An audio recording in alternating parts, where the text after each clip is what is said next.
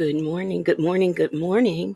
I am Legacy Moon, and this is True Crime and Mysteries. I hope everyone is doing okay on this morning. News at 5. New video tonight showing the moment someone kidnapped a Milwaukee boy at gunpoint, sparking a statewide Amber Alert over the weekend. He is safe tonight, but friends and family and police spent nearly 24 hours Friday into Saturday searching for 7-year-old Jamal White. 12 News' Hannah Hilliard is live at the Milwaukee County Jail tonight. And Hannah, police have someone in custody. Right, Blake, a 25-year-old man is right now in custody here in connection to this abduction, but police tell me he did not act alone. A terrifying abduction caught on camera. Someone sprinting with 7-year-old Jamal White in their arms, putting him into a white Jeep. I'm glad he's okay, but it's kind of like, I still can't rest because who would do something like this? Yes, who would do something like this? I am on here this morning to, I want to get some things cleared up because last night everyone was telling me what was going on in the case, like updates that I hadn't heard. And I was like, what? So when I got off last night, I went on ahead and pulled up some footage and some articles and things. Miss Buckeye, good morning, good morning. First one on the moonwalk. We got them folks here. Kelsita is here. Beauty is her name, is here. Honey, say that is here. We've got Butterfly 23, Miss Nisi, Rossi. We've got Mimi here, TD Will, GC, Blue Bear. I think I said hello to you, honey. Say that. I'm not sure, but if I did, I'll say it again. Good morning, good morning. So, y'all, I did my little digging and research, and there's some like serious mass confusion about this case and who's been arrested and everything like that. So I just wanted to come on and talk about that.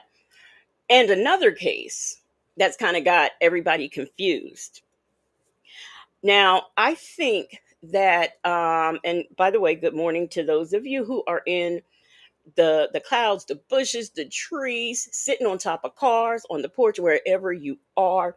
And those of you who will hear this on the replay, because nobody is checking for Legacy Moon this early in the morning. Okay.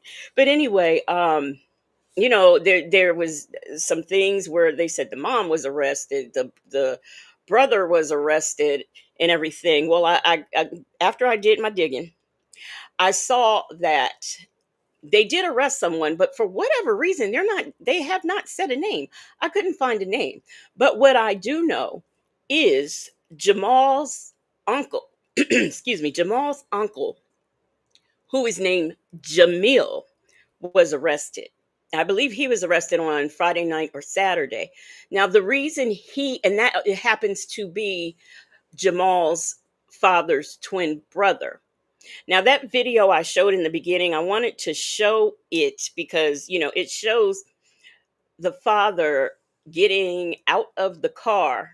And as these kidnappers pull up and block the driveway, he runs in the house, and poor Jamal is running down the street screaming, help, daddy, help.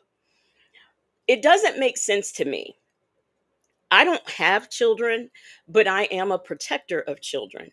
And if I know like anybody related to me or just basically any child is in danger, my instinct is to go to them. They need me. I have never, I just, not being a mother myself, I just cannot see me running the opposite direction of my child who's about to be abducted. So I'm suspicious of that. I'm very suspicious of that. Let me see who else we've got here. We've got the funeral duchess, Jim Chick. I think I said, hey, Mimi. TDC, the funeral duchess, Victoria, Patty, TDC. Okay. So, that's got me, it still got me very suspicious. The mother, I am seeing, the only thing I found on the mother being arrested was on Facebook, TikTok, and some content creators have covered it, saying she was arrested. I have seen absolutely nothing that is like from a reliable source that says the mother was involved and she's been arrested. A reliable source is a news outlet or the TV, something. Especially as much coverage as this case got, I found it strange that I didn't see any coverage of the mother being arrested except for Facebook, TikTok, by the way, Instagram, and YouTube. So I think I don't even know who put that on. Some random person put that on Facebook, and like people are just running with it. And there's absolutely nothing to say that the mother was involved or got arrested. Now, I don't think I finished my thought about the uncle, Jamil, who was arrested, the dad's twin brother. He was arrested because there were some volunteers who came out to help look for Jamal. And for whatever reason, Jamil felt unsafe. So he took his pow pow out and, shot at the car. So that is what he got arrested for. So the uncle has not been arrested for being involved in anything having to do with the case, other than the fact that some volunteers was coming to help and he pow pow at their vehicle. Okay. Now, Miss Buckeye said, I heard she was arrested, but charges pending. But what I'm saying is there's nothing credible. There is nothing. There's no news outlet, nothing. The only place you find people saying this is on TikTok, Facebook, Instagram, and content creators on YouTube. And let me also say this. See, I'm going to tell you something about TikTok. I see a lot of people do TikToks on true crime, and they put it on, they also put it on Instagram. So I see it a lot, and I see, certain people all the time. One thing that I have noticed, um, to use a Nestoism, a lot of times these people don't have their facts together. I saw one girl doing a story about a crime that took place many years ago, and she was telling it, and I'm like, that ain't what happened. So I say this: until Fox News, Action News, or some credible news source says that the mother was involved and she's been arrested or charges are pending, I don't believe it, because you can't find it from a reliable source. Let me see. Victoria says, very suspicious, talking about he thought he was about to get robbed. You'd have to pry me off of my son with a crowbar. I figured that it was something to that effect, why the dad ran. But I still, even if I thought they were going to rob me, there were four of them jumping out the car. And I think, from what I could see, they had on masks. And I think I did read that. I just would not want my child. These folks got guns. I don't want them around my child.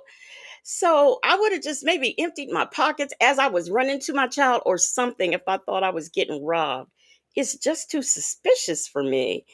It really is. Mimi said, "Oh, they embellish the truth on the TikToks." I'm trying to tell you, they be giving facts on the case. There's this one guy, he always comes on. This is a call to action, and he be reporting on stuff, and I'm like, the news ain't even gave them details. How you saying that? So that's why I don't watch those stations or those people, because I just find that they just don't have their facts together when they start doing their video. Now, let me show y'all the uncle, because he's been to court already. Like I said, the dad ran in the house because he thought he was about to be robbed. The uncle is up there pow powing cars who trying to come out and help find his nephew. I mean, make it make sense. But let me pull up the uncle's his case in court. Where is okay? Here's the uncle.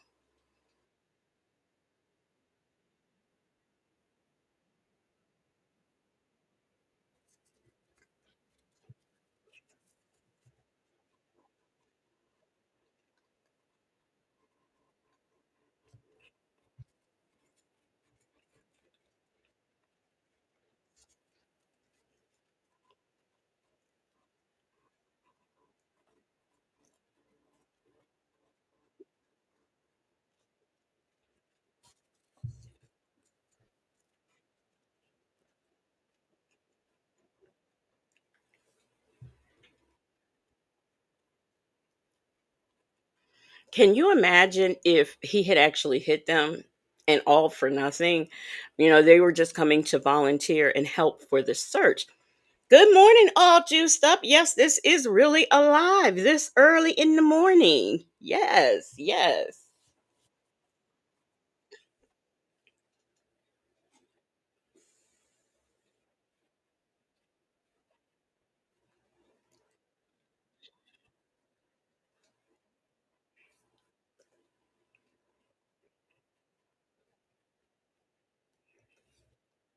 Oh wow, $20,000. That's pretty reasonable. Pretty reasonable. So, that's the only person that I've seen in a credible news source that has been arrested. Good morning, Jackson, Tabasco. Um, oh, I didn't. Oh my gosh, I'm so sorry, y'all. I forgot to share it. Oh, thank you, Mimi. Thank you. Let me do it again. In court today, the uncle of the Milwaukee boy taken from his home, sparking a statewide Amber Alert. Prosecutors say 27-year-old Jamal White fired several shots at a car driving slowly right near the family home at 61st and Eustis the day after 7-year-old Jamal White was abducted. Police found the little boy safe on Saturday. According to the criminal complaint, White told investigators he shot at the car because, quote, he was scared for his family and he hid the gun behind the house in a wooded area. A father and son in that car were not hit. They claim they were trying to help in the search for them. So, if you didn't think you did anything wrong, why'd you hide the gun? I don't understand that. Good morning, Bible lady. Good morning, Life Unleashed. Missing boy. You allegedly were shooting at this car that was occupied by two people and did not hit the car at all.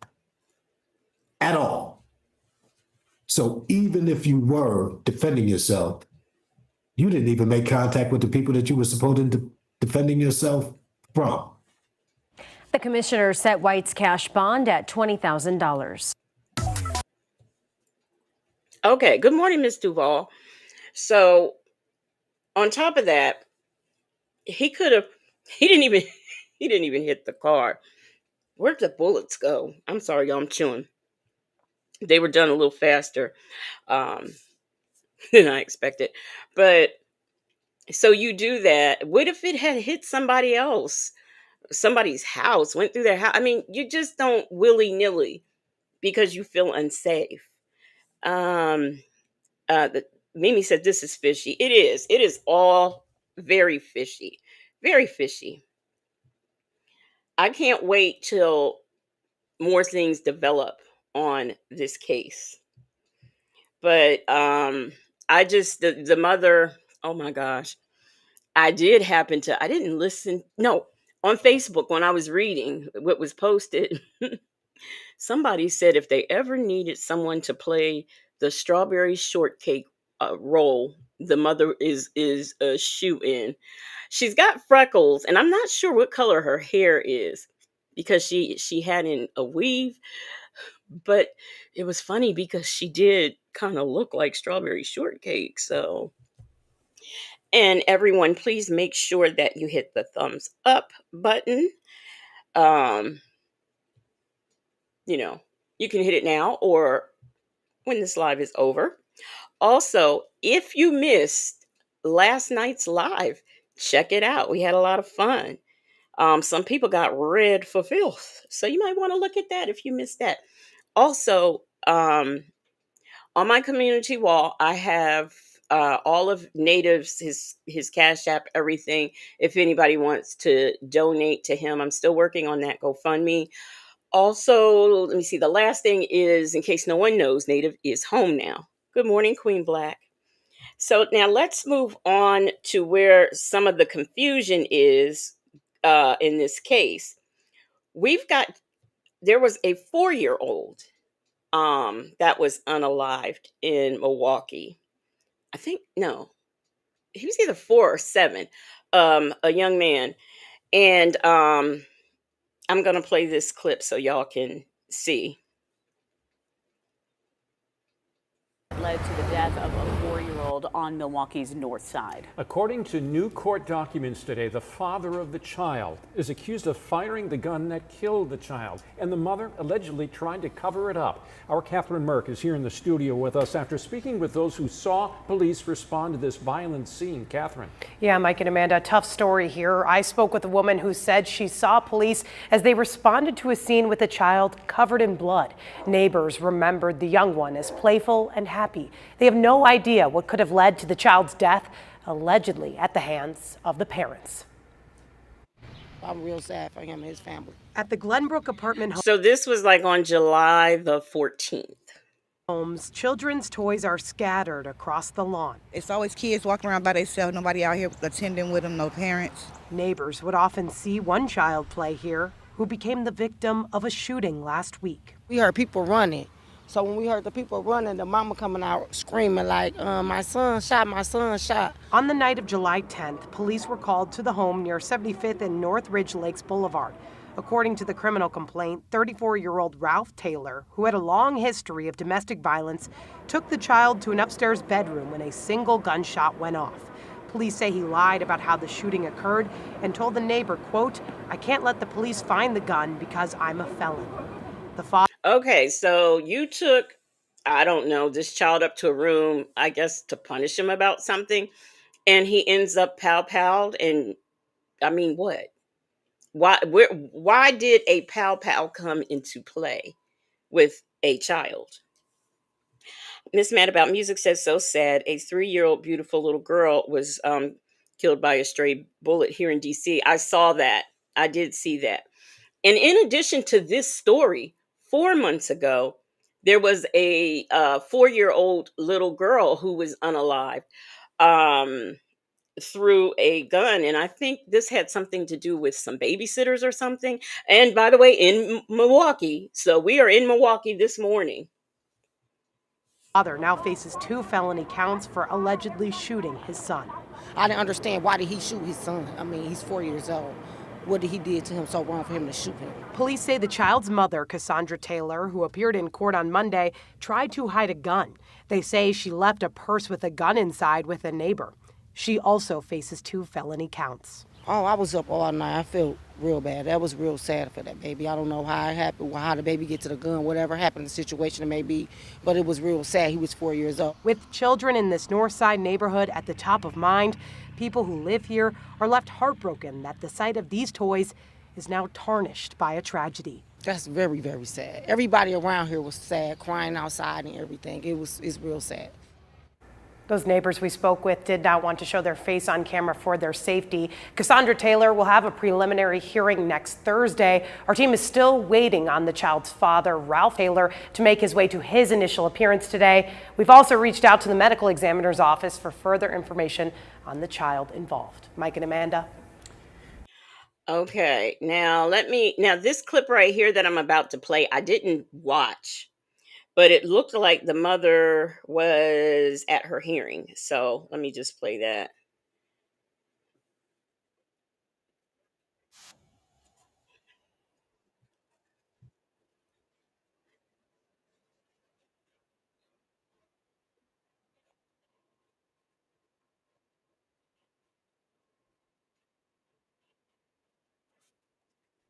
Point blank range. So you can't say it was an accident.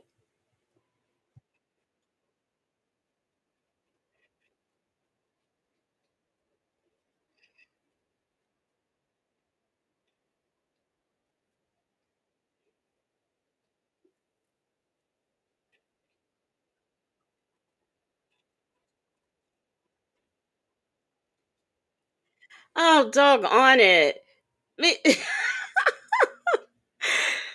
Mimi, see, I can't function in the morning. And my phone is sitting right here, so I should be able to see that you don't see it, but my God. Okay, let me go back. Shoot, doggone it. This is messed up.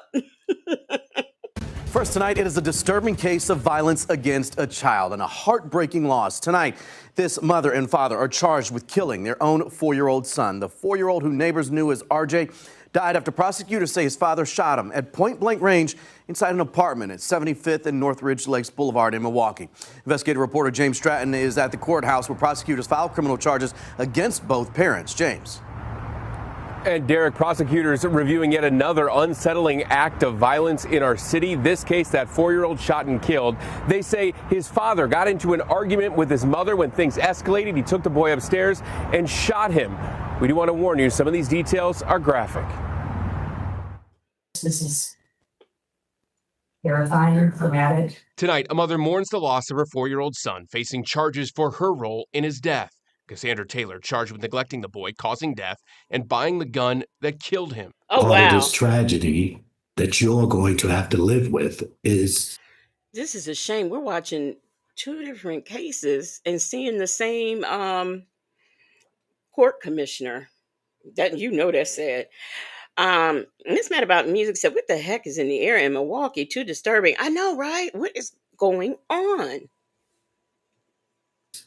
the possible fact that your child was killed with a gun that you purchased for someone that should not have had it. Prosecutors. And then she is, so you knew you was wrong because he can't purchase a gun. So you go out and purchase it. Then he unalives your son after the two of you have an argument. And you take the gun and put it in a purse and take it over to the neighbor's house to try to hide it because he's a felon and he can't have a, man. Woo, child. Say she was arguing with her husband, Ralph Taylor, Thursday night. They add he took the boy upstairs to a locked bedroom and shot him in the head. They charged Ralph Taylor with first-degree intentional homicide and felon in possession of a firearm. Tangela Williams and other neighbors rushed in to try to give the boy CPR. Williams called 911. So just imagine us women up there trying to help this baby. Dad just pacing back and forth over us like... And he didn't help at all? No. While that CPR was underway, prosecutors say Ralph Taylor... Mimi, was she crying for herself and her man, or was she crying for the baby? I personally think it's for herself and her man, because if she had any care about her baby, she would not have let him just take him upstairs into a bedroom and lock the door after they argued. Because that should tell you right there he was going to do something. B. Williams, good morning. I don't think I said good morning. Said she's crying for herself. Miss Duval said, "Ma'am, where are your tears? Eyes dry as a desert." Taylor said, quote, "I got to hide my guns." Prosecutors say he wrapped the gun in plastic bags and put it in a Rubbermaid container where police later found it. Taylor is a convicted felon and not allowed to carry a gun. Prosecutors say, quote, Ralph Taylor would send pictures of guns to Cassandra Taylor that Ralph Taylor wanted Cassandra Taylor to buy for him. A search warrant says Cassandra also gave a purse. He said guns. I got to hide my guns with an S. Not I got to hide my guns with an S. Okay. To Williams, the neighbor, saying, "Hide this, there's a gun in there," which she turned over to officers. Prosecutors say that's a different gun.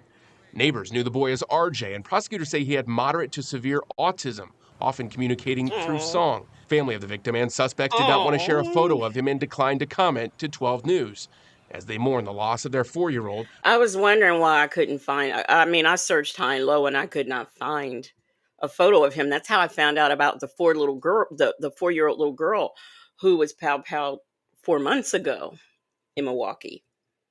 With his parents now in custody. Really a horrible story, James. Prosecutors say the dad changed his story multiple times with investigators. They did, Derek. They said that he lied to police, saying first that gunshot came from outside the apartment then said the boy was playing with the gun inside that. Doesn't he know they can check for that? Whether it was from the outside coming in. What is he? So in addition to being a felon and an unaliver, he's stupid too? bedroom. Prosecutors say the real story, he shot and killed his son. And police recovered 2 guns and more than 200 rounds of ammunition from that apartment. James Stratton reporting live for us in downtown Milwaukee. Okay, so it's a lot going on in Milwaukee. I am trying to get together something about Massachusetts because I don't know if any of you know, they won't say that there's a serial unaliver running around, but I think there is one, and the news also thinks it is one because anytime you have that rate of women, I think it's up to 13 now or something, that are being unalived, it's got to be something. So I'm gonna I want to work on that. So just to lighten up the mood a bit, I want to go ahead and play. I found here in Milwaukee. I told you we was in Milwaukee today. In addition to these bad parents in Milwaukee, we also have some scammers there too. So let's get into this lady here. Let me make sure it's on the screen. Okay. Senior citizens across the country scammed out of more than $500,000. Police say the suspect is a senior citizen herself, a 70-year-old woman from Milwaukee. And 12 News Kendall Keys report. Make it make sense. Let me see what you said. Bible Lady says, as much as I hate the winter, I can't wait for crime rates are lowered during that season. They are. Reports on how a federal task force pieced together this elaborate tech support scheme. This is Evelyn Cross Beecham, pictured here in a 2023 mugshot. 2023 mugshot. Miss Lady is a career criminal. Oh, 72 years old. Good morning, Reef and Muff's mom. Mimi says, say what now? An elderly scammer. An elderly scammer scamming the elderly. When she pleaded guilty to money laundering. Oh, now, Lord. a new criminal complaint filed against her Tuesday says she was engaging in essentially the same fraudulent scheme while out on bail. The 70-year-old is now accused of stealing a combined $578,000 from seniors all over 65 in 6 states across the country. She's been charged with multiple felonies. Is she home? No, she's not. Cross Beecham wasn't home to answer questions from 12. Here we go. Pop up at the door. No, she not here. Bobby Lady said, Evelyn did what? Bobby Lady said she couldn't have bought a better wig. Okay. y'all are terrible. News. And she didn't pick up the phone either. Investigators say Cross Beecham and others targeted older adults with computer problems. Through pop-ups, emails, and phone calls, the scammers would get a hold of the victims, sometimes convincing them there was a tech problem and conning them into sending money to fix it. Victims writing checks in the tens of thousands of dollars in Cross Beecham's name. Detectives say the victims were tricked into mailing cashier's checks directly to her mailbox. She would then cash those checks at banks across the area, including one for $40,000 here at the Wells Fargo on 76th Street. Detectives say after... I think it must be easy to do fraud at the Wells Fargo. I really do. Hey, good morning. Happy to be happy. It's 5 a.m. where you are? Oh, my goodness. B. Williams said even the wig was up to no good. Good morning, Sunflower Babe TT. Good morning, Real. After cashing the checks, she quickly conducts transactions with those ill-gotten funds, some of the money going into Bitcoin kiosks. When detectives questioned her, Cross Beecham said she had received a call on her landline, asking if she would like to work from home and get paid by cashing checks and depositing them. She admitted to doing it several times, saying she was told she could keep $500 from the money she would cash or transfer, indicating this. How many times do folks call your house offering you a job where you can just sit at home and chill and make $500 off of each transaction you do? First of all, the fact that you are saying that somebody called you is crazy enough. But I just want to know, has anybody had this happen to them where they was just called and offered a job that they didn't apply for? Good morning, Bella. Bella says, am I imagining things? LOL. Good morning, Legacy Moon in chat. No, we are here and live. Good morning, Kimmy Who. Is likely part of a larger criminal network. In Milwaukee, Kendall Keys, WISN 12 News. Now, Evelyn Cross Beecham is charged with 3 felonies, including conspiracy to commit money laundering and mail fraud. There is a warrant out for her arrest. Wait, wait a minute. Miss Evelyn is on the, she on the run. Oh my God. This 72. Oh, Lord have mercy. I cannot. Oh my gosh. She is on the run. All right. You on the run with Beyonce and Jay-Z. Okay. Now, the next story I want to do, Mimi said I choked. She up in the house. She sure is. The next story I want to share with you guys, I thought uh Bella said I get text job offers every day. Yeah, I be getting them texts, and I know each and every one of them is full of it. Oh, you can make XYZ just sitting right in your home. Okay, so now this story I'm getting ready to play, it was kind of strange to me. Because you have a black woman, a lot of, good morning, Miss HLS, a lot of black people move to other countries, usually Africa. I've never heard of one going to Russia to escape racism in America. I mean, just never. B. Williams says, I've been called by recruiters and encouraged to interview. So I think if you aren't aware, you can be tricked. Evelyn, she got a record, so, and it happens to be financial crimes. So I know she ain't doing nothing legit. She like Nesto, okay, flying under the radar until she get caught. I just can't believe she's on the run. So let's get into this lady who moved. And after I saw the story, I was like, oh, okay, I understand, why she moved to Russia. But at first I was like, I gotta hear this.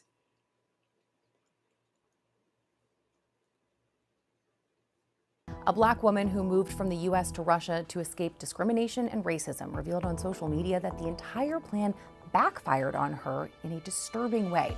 Francine Villa was born in Russia but moved to the U.S. with her family when she was a kid. In a heartbreaking video, Francine claims that both she and her baby were brutally attacked by racist neighbors in Moscow. She detailed the alleged assault on Instagram.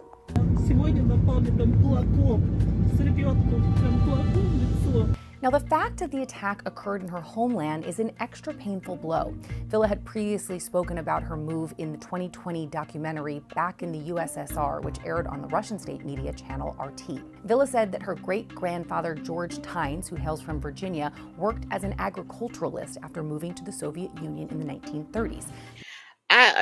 This was just fascinating to me. I mean, this man, was an agriculturalist over in Russia at that time, in that time frame. That is very interesting. Now, much of her family still lives there, but at a young age, she moved with her mother to the United States. And the fact that most of her family is still there in Russia.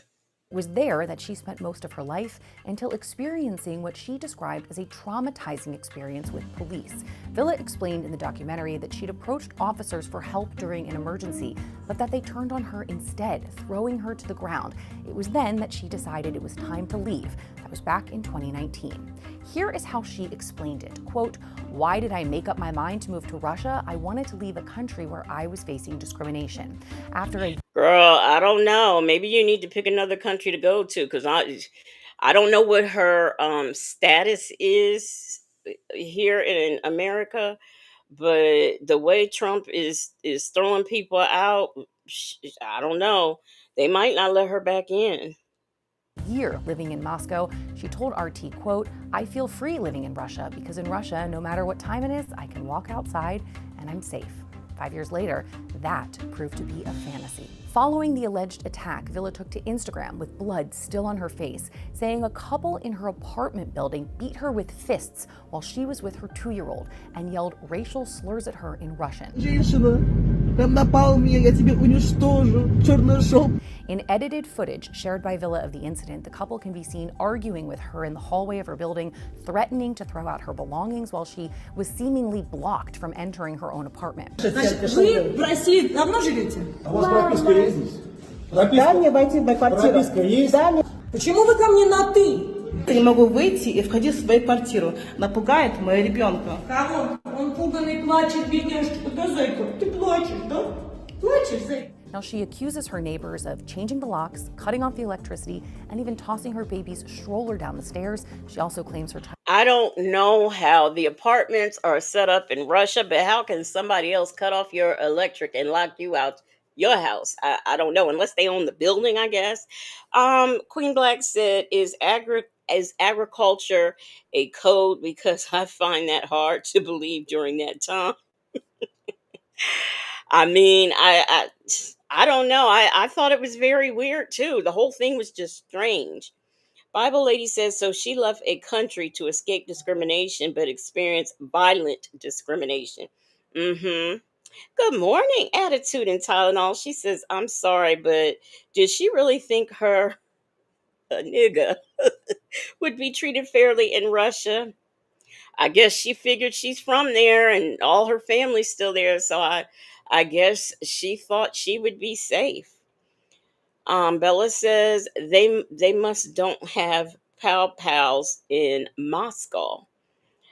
I would have just, I mean, it was 2 on 1, and she had her child, so I could see, you know, how they could get the best of her. But I would get me some good licks and pick up a brick, find something to bust that lady in her mouth, because the lady seemed to be the one who was doing all of the talking. Mimi says, remember, Russia is her homeland. Her extended family has been Black in Russia for decades. She might be the problem. Miss Duval said, did she hop back in a plane looking like that?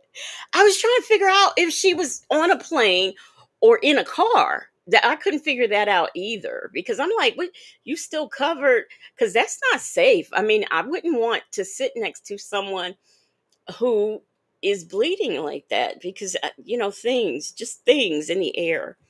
Attitude and Tylenol said, nah, I got family in sundown towns that I never see and definitely wouldn't visit. The child was left with bruises following the incident. In footage taken from a hospital, Villa can be seen weeping in distress in the aftermath of this alleged attack. She says she's filed complaints to the police, but claims they aren't helping or responding. See, and that's another thing. The police aren't helping or responding. That's telling me the climate there is pretty bad, period. Now, let's see.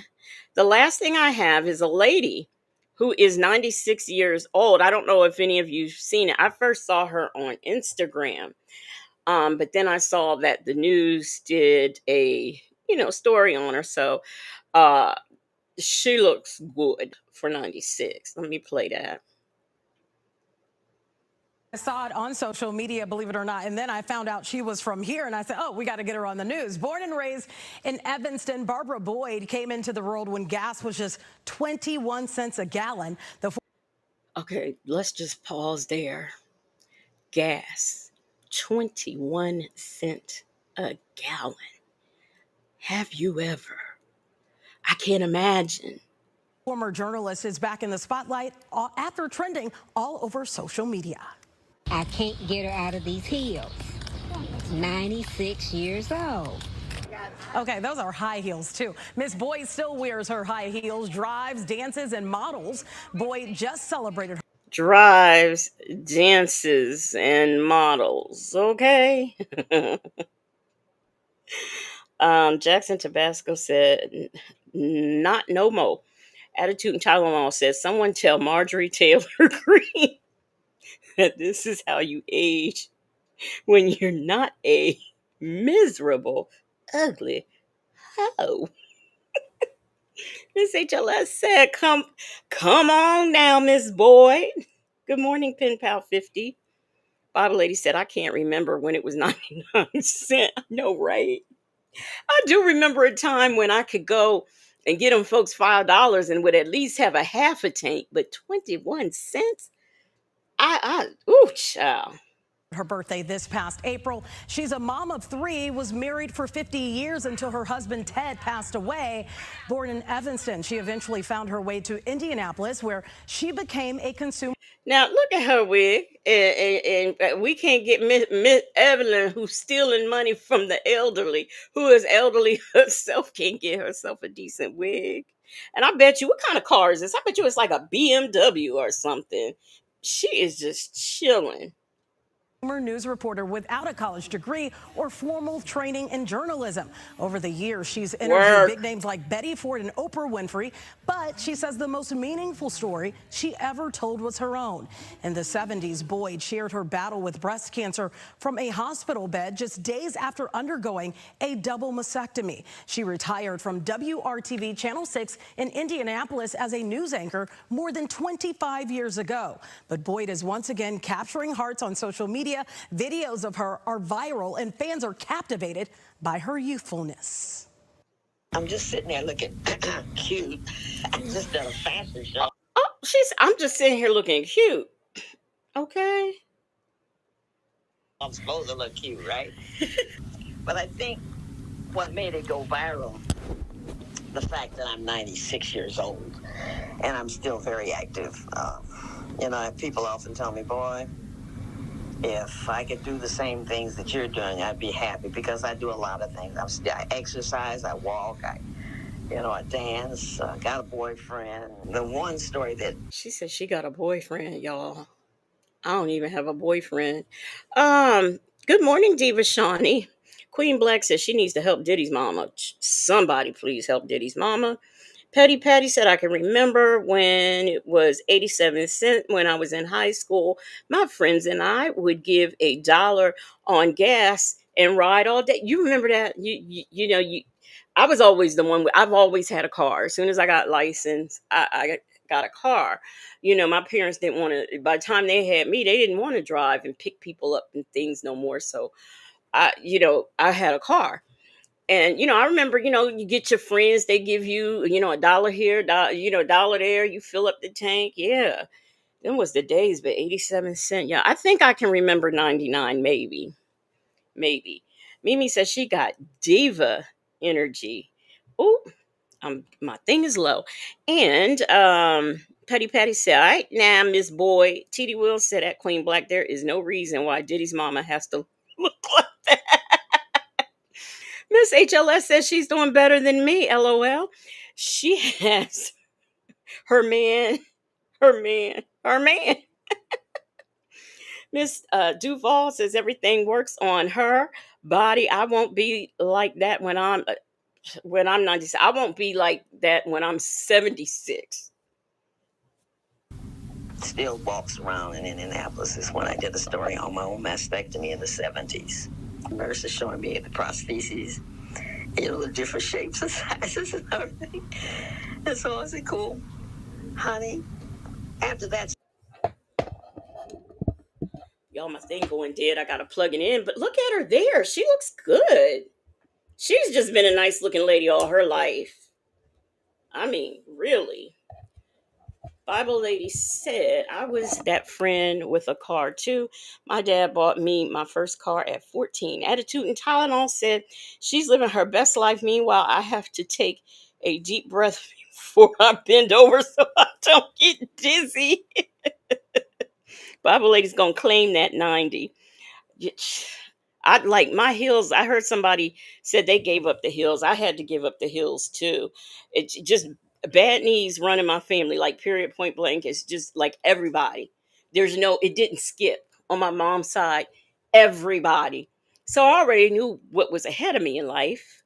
And I loved my stilettos, because I'm 4'11", but And then my sister, when I first moved up here, she bought me a few pair of Skechers. Child, I ain't went back. I have not went back. Petty Patty said, Miss Boyd said, cool. Hey, good morning. That ain't none of me. Bella said I had a car before I had a license. I kept taking my test. LOL. Story. But wait a minute. Number one, you know you don't get any more than 2-3 minutes on the air. At least we don't hear. That story was 7 minutes long. Nobody stopped it when it was wrong. Matter of fact, the story was late and he put me on the tail end of the news that night. The phones lit up after that story. You all laughed when she says she has a boyfriend, but yes, she has a man. Boyd still volunteers on a regular basis. She's received awards from her alma mater, Evanston Township High School, citations from She still volunteers? the state of Indiana, and 2 Sagamore of the Wabash Awards from Indiana's governor. Just to name a few of her awards. Boyd's mom lived to be 103 years old, so she says she believes this runs in her family, being youthful. Miss Boyd. Wow. I had a aunt that lived to be. Oh, come on. I had an aunt who she lived to be like 106 or 7. And I mean, I will never. Longevity is in my family, and I don't think like if my mom hadn't got kidney cancer, I think she'd still be here. I remember when one of my aunts passed away. We were at my other aunt's house, and my niece walked in the house, and she's like, "Who's the old white lady?" And I kept looking around. I was like, "What old white lady?" She said, "The one in there in the chair." I said, "I don't there." I said, "I don't see any white people here." She says she's sitting in the chair in the living room. So I went in there and looked. I was like, "No, she's not white. She is black, but I said, she's mom's aunt." And I told her how old she was. She said, "Are you kidding me?" I said, "No, no." I love it when, especially to talk to people who have lived that long. Hey, good morning, my Ty. I really do. Yes, hand clap, hand clap, hand clap for Miss Boyd.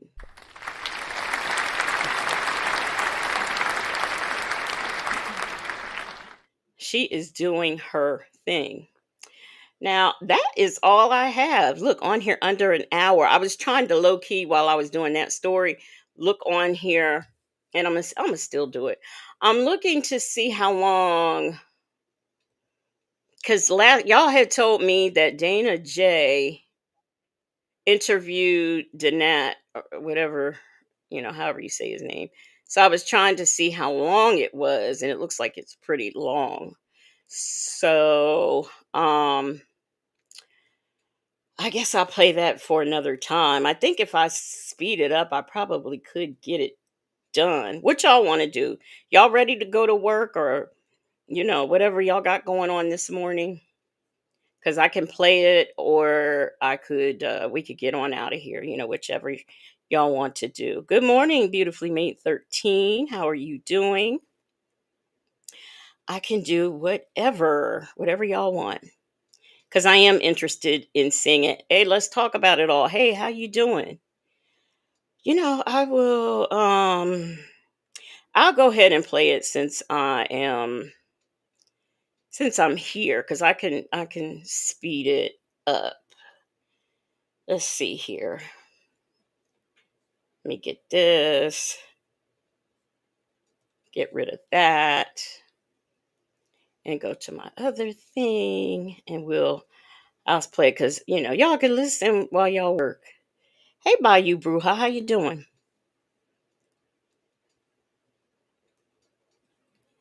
Okay. Let me make sure I share. Let me make sure it's up here. All systems a go. Okay. Here we go, y'all. This whole elaborate brand that Gene Deal built. Yeah, but Tissa's a good person. She's a real good person. She has her ways. She has character traits. Yeah. And that's just what it is. But now I know that these wannabe big dogs, or these actual big dogs, don't want to respect me as a big dog, so I got to move accordingly. Right. So with Tissa Tell last week, when I first asked Gene Deal a question, she was nowhere in sight. She was way over here, literally over here, and ran over there to interrupt me asking Gene Deal the questions. Can I just say, I don't know who's doing. I don't know if this is Dana J taking this footage of him speaking, but I would have liked to have seen his head. I don't care about her relationship with Gene Deal. I'm not there with none of that. TMZ built their platform off of getting content off of Britney Spears, even though she did not want it, right? So when she interrupted me right there, I felt she was very rude, disrespectful, and condescending. And so I never said anything about it. I never made a problem about it because I was respecting her big dog. And then the next thing you know, I see her sitting here on the step, and I just returned the favor for her. She got money to do whatever she want to do. She got money to hire whoever she want to hire. It's never going to stop me from being me. That's all I'm saying. It's never, ever going to stop me from being me, period, point blank. None of it. She's her, I am me. She disrespected me last week, and I didn't say anything. All right, I got one more clip, one last clip. Y'all know, now some woman, I think it was a woman, was about to beat up Armand Wiggins when it was on his birthday there in the New York. Bible lady, I did not say listen while you twerk. For y'all, one last clip, so that way when I ask these questions, y'all gonna know exactly what I'm talking about. And I don't think Dana J will helicopter in because there's nothing in the title, to make him helicopter in. Miss Mad About Music said, have you seen IS and Sidehin live after the visit? Now, I saw on the way to the visit. So you mean to tell me, in addition to whatever that rant was she did on her Backwoods channel last night, there's also another one? Oh, no. I played that one. I did that one the night it happened. So I did do that one. I did see that one. And then I had to backtrack because I did not know that she called Sonya on the way to see Nesto. And then that there was some stuff about Dennis, and I wanted to see.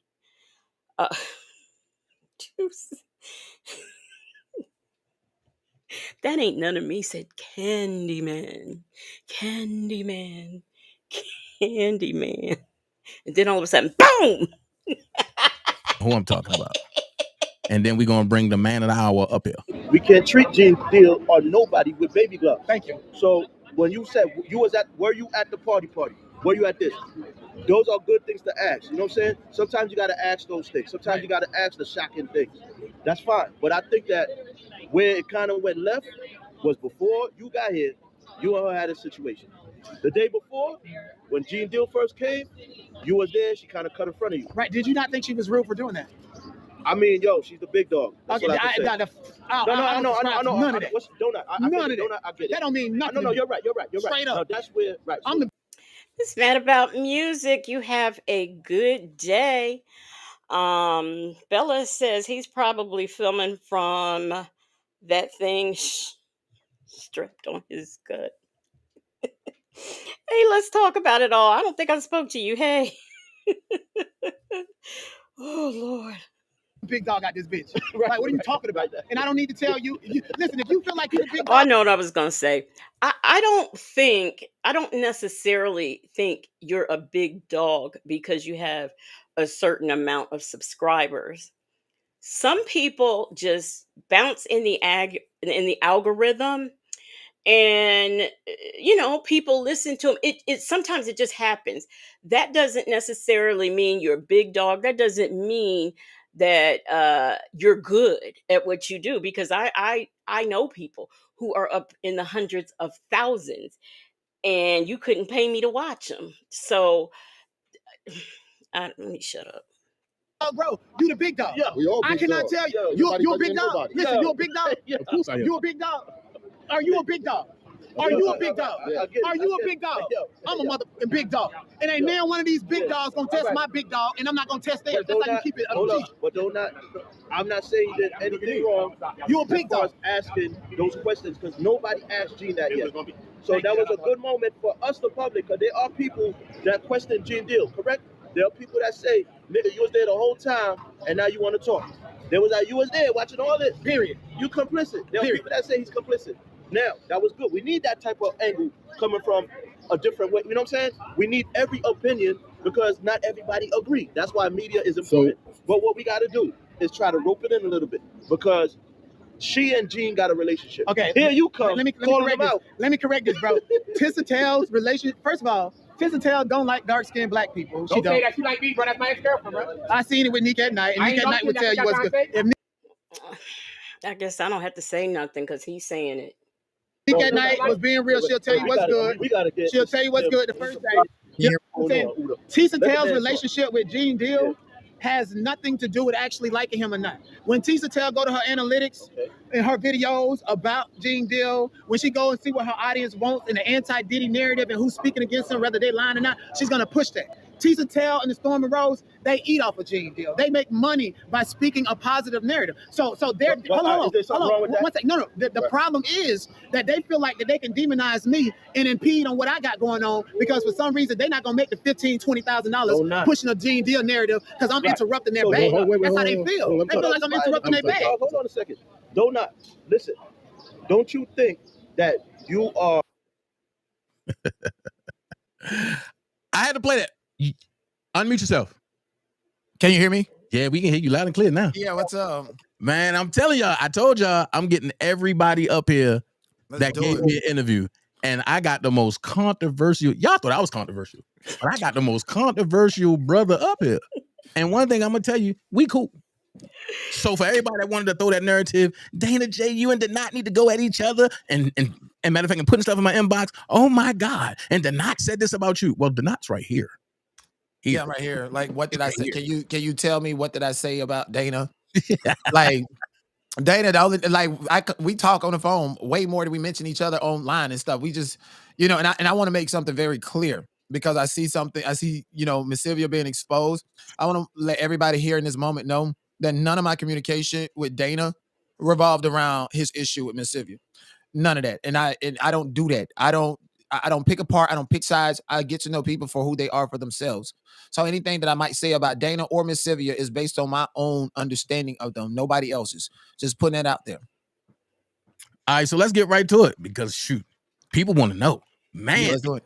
And we're gonna be a minute because both of us we experienced some stuff at the Diddy trial. So I'm gonna start off light first. For everybody that don't know, this is Dnat POV. POV stands for point of view. Not poverty, not pervert, not none of that. It's point of view. Who thought it stood for pervert? Good morning, Leo lady. Them folks that I say good morning to you.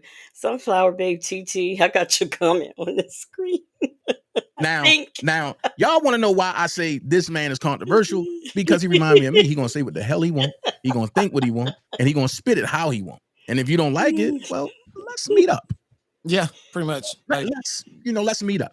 So when I first met Dnat, it was on some not pleasant stuff. Wait a minute. Let me say this before he gets into that. Miss Duval said this. No. That's not the one I want to read. Let me see. Let me find it. Let me find it. Where is it at? I can't find it, but she says something about it's us out here acting up on the courtroom steps. Okay, I agree. And Bella says, we went out there and acted a fool. It was a lot going on with us out there at that Diddy trial. I'm gonna be honest. Because when I first met Dnat, he was going off, and I was like, man, be quiet. And he said, I don't gotta be quiet. You don't know what I'm going through. Well, wait a minute. Hold on, bro. And then we talked after that, and then he explained to me what was really going on. I was like, Sam? Gene? I was like, and I told him, I said, let me get to the bottom of this because I think it's a misunderstanding. Did I not? Yeah. But I said, I think it's a misunderstanding in between him and Gene. Sam, I don't care about. And because at the end of the day, I seen how Sam manipulated his way into, let's say, our culture with things by lying. Is that not what I told him? And weeks later and after the trial, everybody says and realizes is what I not said about Tisa the total outcome of who she is? Like, I don't understand why I get demonized and pick that and call it the problem for calling bullshit. I literally, if I smell bullshit, I'm not finna sit in the room smelling bullshit. It's either I gotta go or I gotta address this. Well, I cannot with y'all. I really can't. Good morning, Diddy's baby oil of Astro Glide says, good morning, everyone. Dana J looks like Krishan Rock's son, and Charles, Netta's husband, had a baby. Good morning, Penny Prowl. The same way I got demonized in the R. Kelly sector for telling the truth about somebody and let's go here. I told Dnat, don't deal with scam likely. I told him, and Denat said, Dana, I respect your opinion, but I got to form a judgment for myself. Period. And I said to Denat, if I see you around her, I will not say nothing to you. And Denat said, oh, okay, I still say something to you. So I just want to put that out there first. But let's take it from the beginning. When you first heard about the Diddy trial, what was your first mindset of what you was going to see, or what you was expecting to see at the Diddy trial? Well, when the day Diddy got arrested, I created the single most viral video that got. Y'all gotta stop with these comments. Y'all breaking my concentration. Good morning, Shaby. Yes, we are up in the sunlight. Life Unleashed said they sound like bitches. That's why I don't watch men reactors or whatever they are. Dennis Dusty Self was the last one I unsubscribed from. Bella said, I need him to find a nice pair of shades like this. Oh, I cannot. Got over 700,000 views on it. So the day he got arrested, you have to find a talking point and something that's unique and get the people going if you're going to talk about true crime cases and cover it. And my whole thing was, why is Diddy the only person being charged and indicted? If they want to know who I all to agree. indict, to go to Dun and Bradstreet. And I was like, I'm a up and coming content creator. There's the Tasha K's. There's the Make It Make Sense, the Tisa Tales, that they could have went and spent the money on Dun and Bradstreet to pull up to figure out everybody who was involved, and we could have had that information. So I was just sharing information and covering it, but people really like that critical thinking point. And ultimately he ended up in a single man RICO. Had I had the resources, or people would have looked at me instead of saying don't listen to him, actually listen and went to Dun and Bradstreet, then the whole trajectory of the case probably would have been different from a one-man RICO to, okay, y'all hiding because this person is connected to this, and this is what, some things like that. So because I created that video, it was always in the back of my head, like, okay, Diddy trial happens. I cover true crime cases, Mahogany Jackson, Isaiah Harris. I really, really love covering true crime cases. But like, it got so saturated to the point. Oh, does he now? Y'all didn't tell me that. Interesting. Okay. Where I was just like, I forgot when the trial was happening. And so I was in Brazil, and things just, my phone got stolen. I went through credit card fraud, and it was just those two things. And don't lose your phone out of the country. Don't. And don't call your phone company or your credit card company for help, because they will lock you out even if you're in a third world country. So anyways, when that happened, I came back to LA, and I was just like, damn, I'm back from Brazil. I got what I need. Do I go back to Brazil, or do I get on another 12-hour flight, or do I just go to New York, make money? Because I was confused about what I was going to do exactly for content and how I was going to keep up and keep the money flowing in. And so I decided to go to New York and, take the resources that I had already allocated towards, vacation and make money, and also just enjoy and visit family and stuff in New York City. That's how I got to New York City. So because I forgot about the trial, I didn't go with a game plan, and I didn't go with the hopes or aspiration or getting mentioned on TV. Like, I got 4 fucking suits, 4 suits, all of them collectively over $5,000 from Men's Warehouse. I didn't take not one of them there because I wasn't there to try to, oh, look at me. I was just there to, honestly, for the social media of it, and to continue to reinforce my brand and make money, most importantly. Okay, so as you got to sit and take on a trial, did you believe that some of the witnesses were capable of lying like that under oath? Yeah, so obviously I missed the first week. I got there me and Nick at night, we got to the trial on the same day. She didn't stay the whole time. She left and came back a couple of weeks later. But yeah, the first witness that I seen was Don Richard. I went and I was excited because I had predicted. I was like, oh, the guy that shot up the Trump Tower, Jonathan Oddie, I wanted to hear from him because I felt like he was going to just totally violate the NDA and just name all these celebrities and stuff that they try to keep private. So I was excited about that, but it ended up being Don Richard. I can't necessarily say she lied, but I can say that she definitely had a lot of malice behind her testimony, a lot of hurt and anger built up from years of working with Diddy and her career not being in a position that she wanted it to be. So I felt like she was willing to say anything just to hurt him, with a reckless disregard for his family and everything, because that was her lick back. And we've seen that throughout credible people's testimonies as well. Right. All right. And specifically with her lying, she tried to say Diddy beat Cassie, and that's why Cassie had on glasses, and her and Kalina decided to put on the glasses too, because they was all like sisters and stuff. And it turned out that she wasn't even around Cassie like that. She just making up things to corroborate the narrative that Comey and them wanted to push. And Comey got fired today, by the way. Oh wow. Yeah, I was gonna get on that on a later date. Okay, my bad. Yeah. Yeah, but that's something major. Comey got that's something major. Cause see, I'm gonna talk about that too, along with the one man Ricos. But that's coming. So let's talk about this. So someone was asking, I think it was my type was asking how what's his channel? Somebody tell me, because I know some of you guys watch him. He's Dnatpov, but when I'm looking at his channel, it looks like it's called controversial news. So I think that is, yeah, it's looking like that's what his channel is. And I'm thinking maybe that's his main channel. And then he has the other channel, because this is not the channel I saw him on last night. Let me see. Shapey said, these people know they love some Diddy. Them folks said, how was it? Oh, wow. And then he was going to cover it later. Life Unleashed says, this is all full of opinions. Diddy's baby oil said Dana J can't even sit still. Okay. Jackson Tabasco has it in the chat. Viral moment day. Okay. You was in the courtroom. Now, see, I've been telling everybody I wasn't going to say nothing until you got here. Mm-hmm. But you came out the courtroom.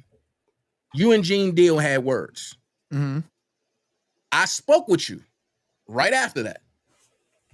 And me and you was laughing and chopping up. And you said, that nigga, your exact words, that nigga popped my necklace.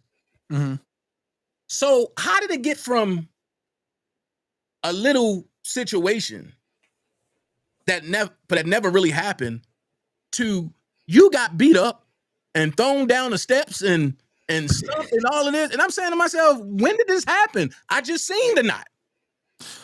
Right. So about the truth is Gene Deal was mad because I questioned him. Mm-hmm. You can hear me? Yeah, go ahead. Okay. Truth is Gene Deal was mad about the questions and shit like that. Mm-hmm. His intent was, and I was not conscious of it, because first of all, how do you have to premeditate and think about somebody in a federal court building? Like nigga, let's get, he had sat in his car, and I didn't notice at the time, and said that, oh, it's somebody did not, yada yada, do not.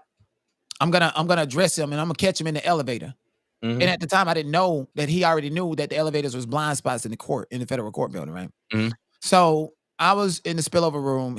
I guess he was in the spillover room too, or whatever. I just asked you the question. You ain't did shit about it. I was just like, ooh, posted it. It's going viral.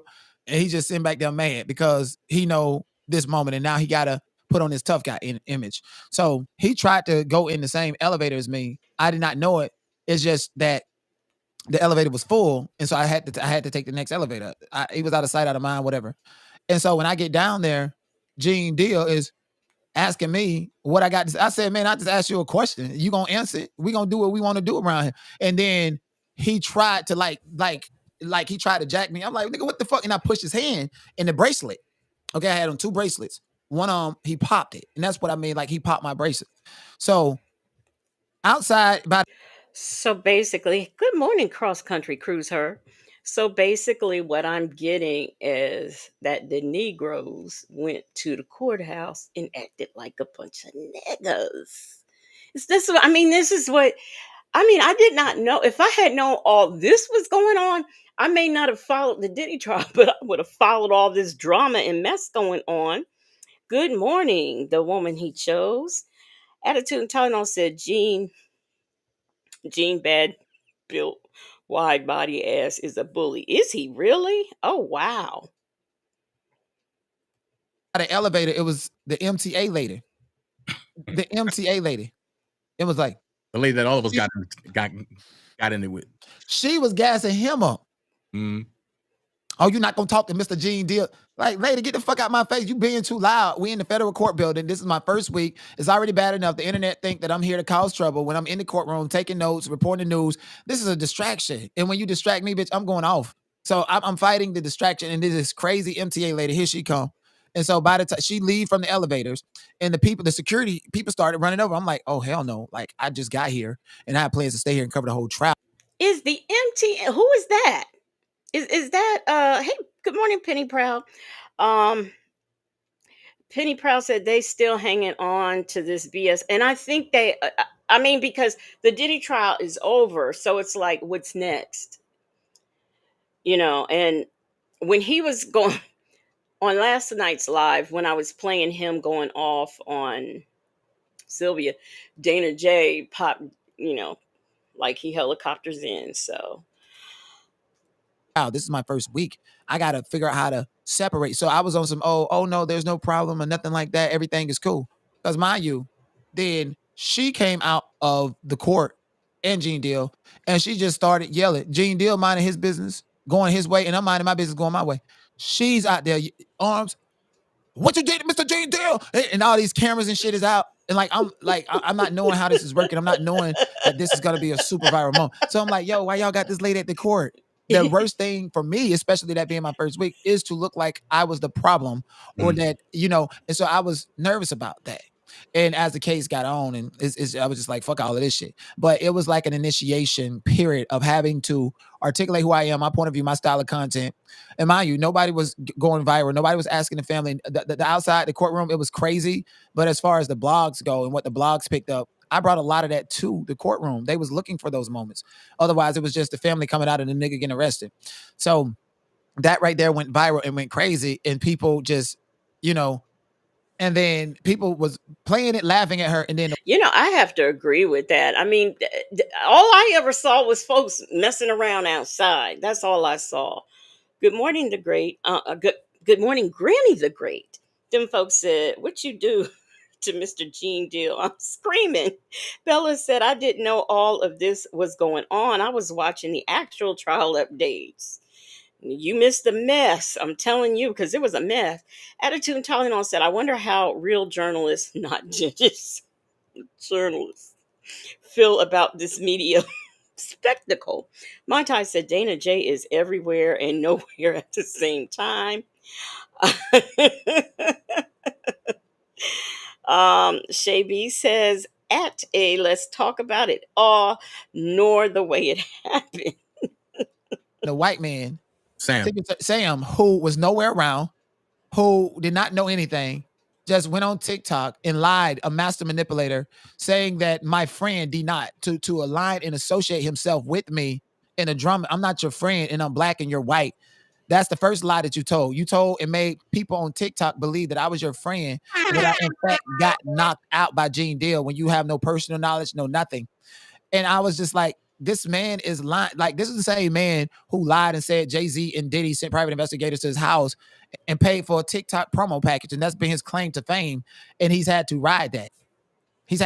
So see why I don't go on TikTok. When that happened, I'm like, a crazy MTA lady, a white lady. I was just like, did not focus. You took the notes. You got the notes.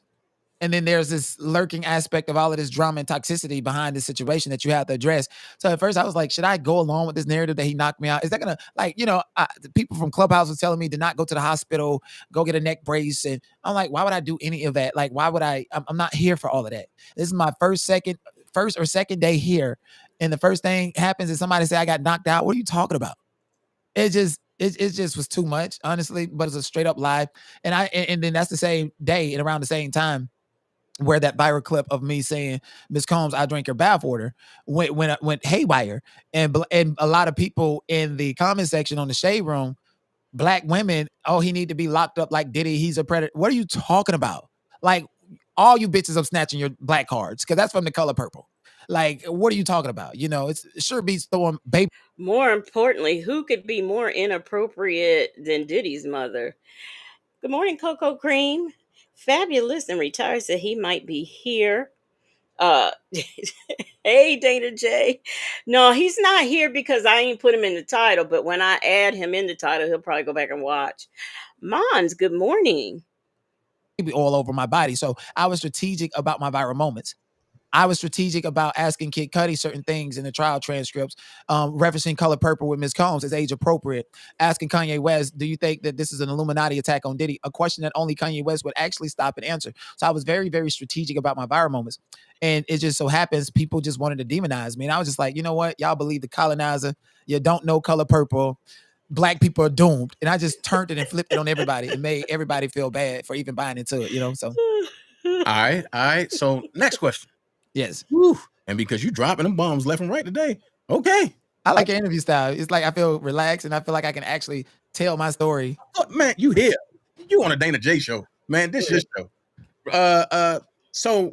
So the day that, because let's go here, because we found out on this day that me and you know somebody that's like brothers to both of us. Mm-hmm. And that's when you came to my hotel room. Right.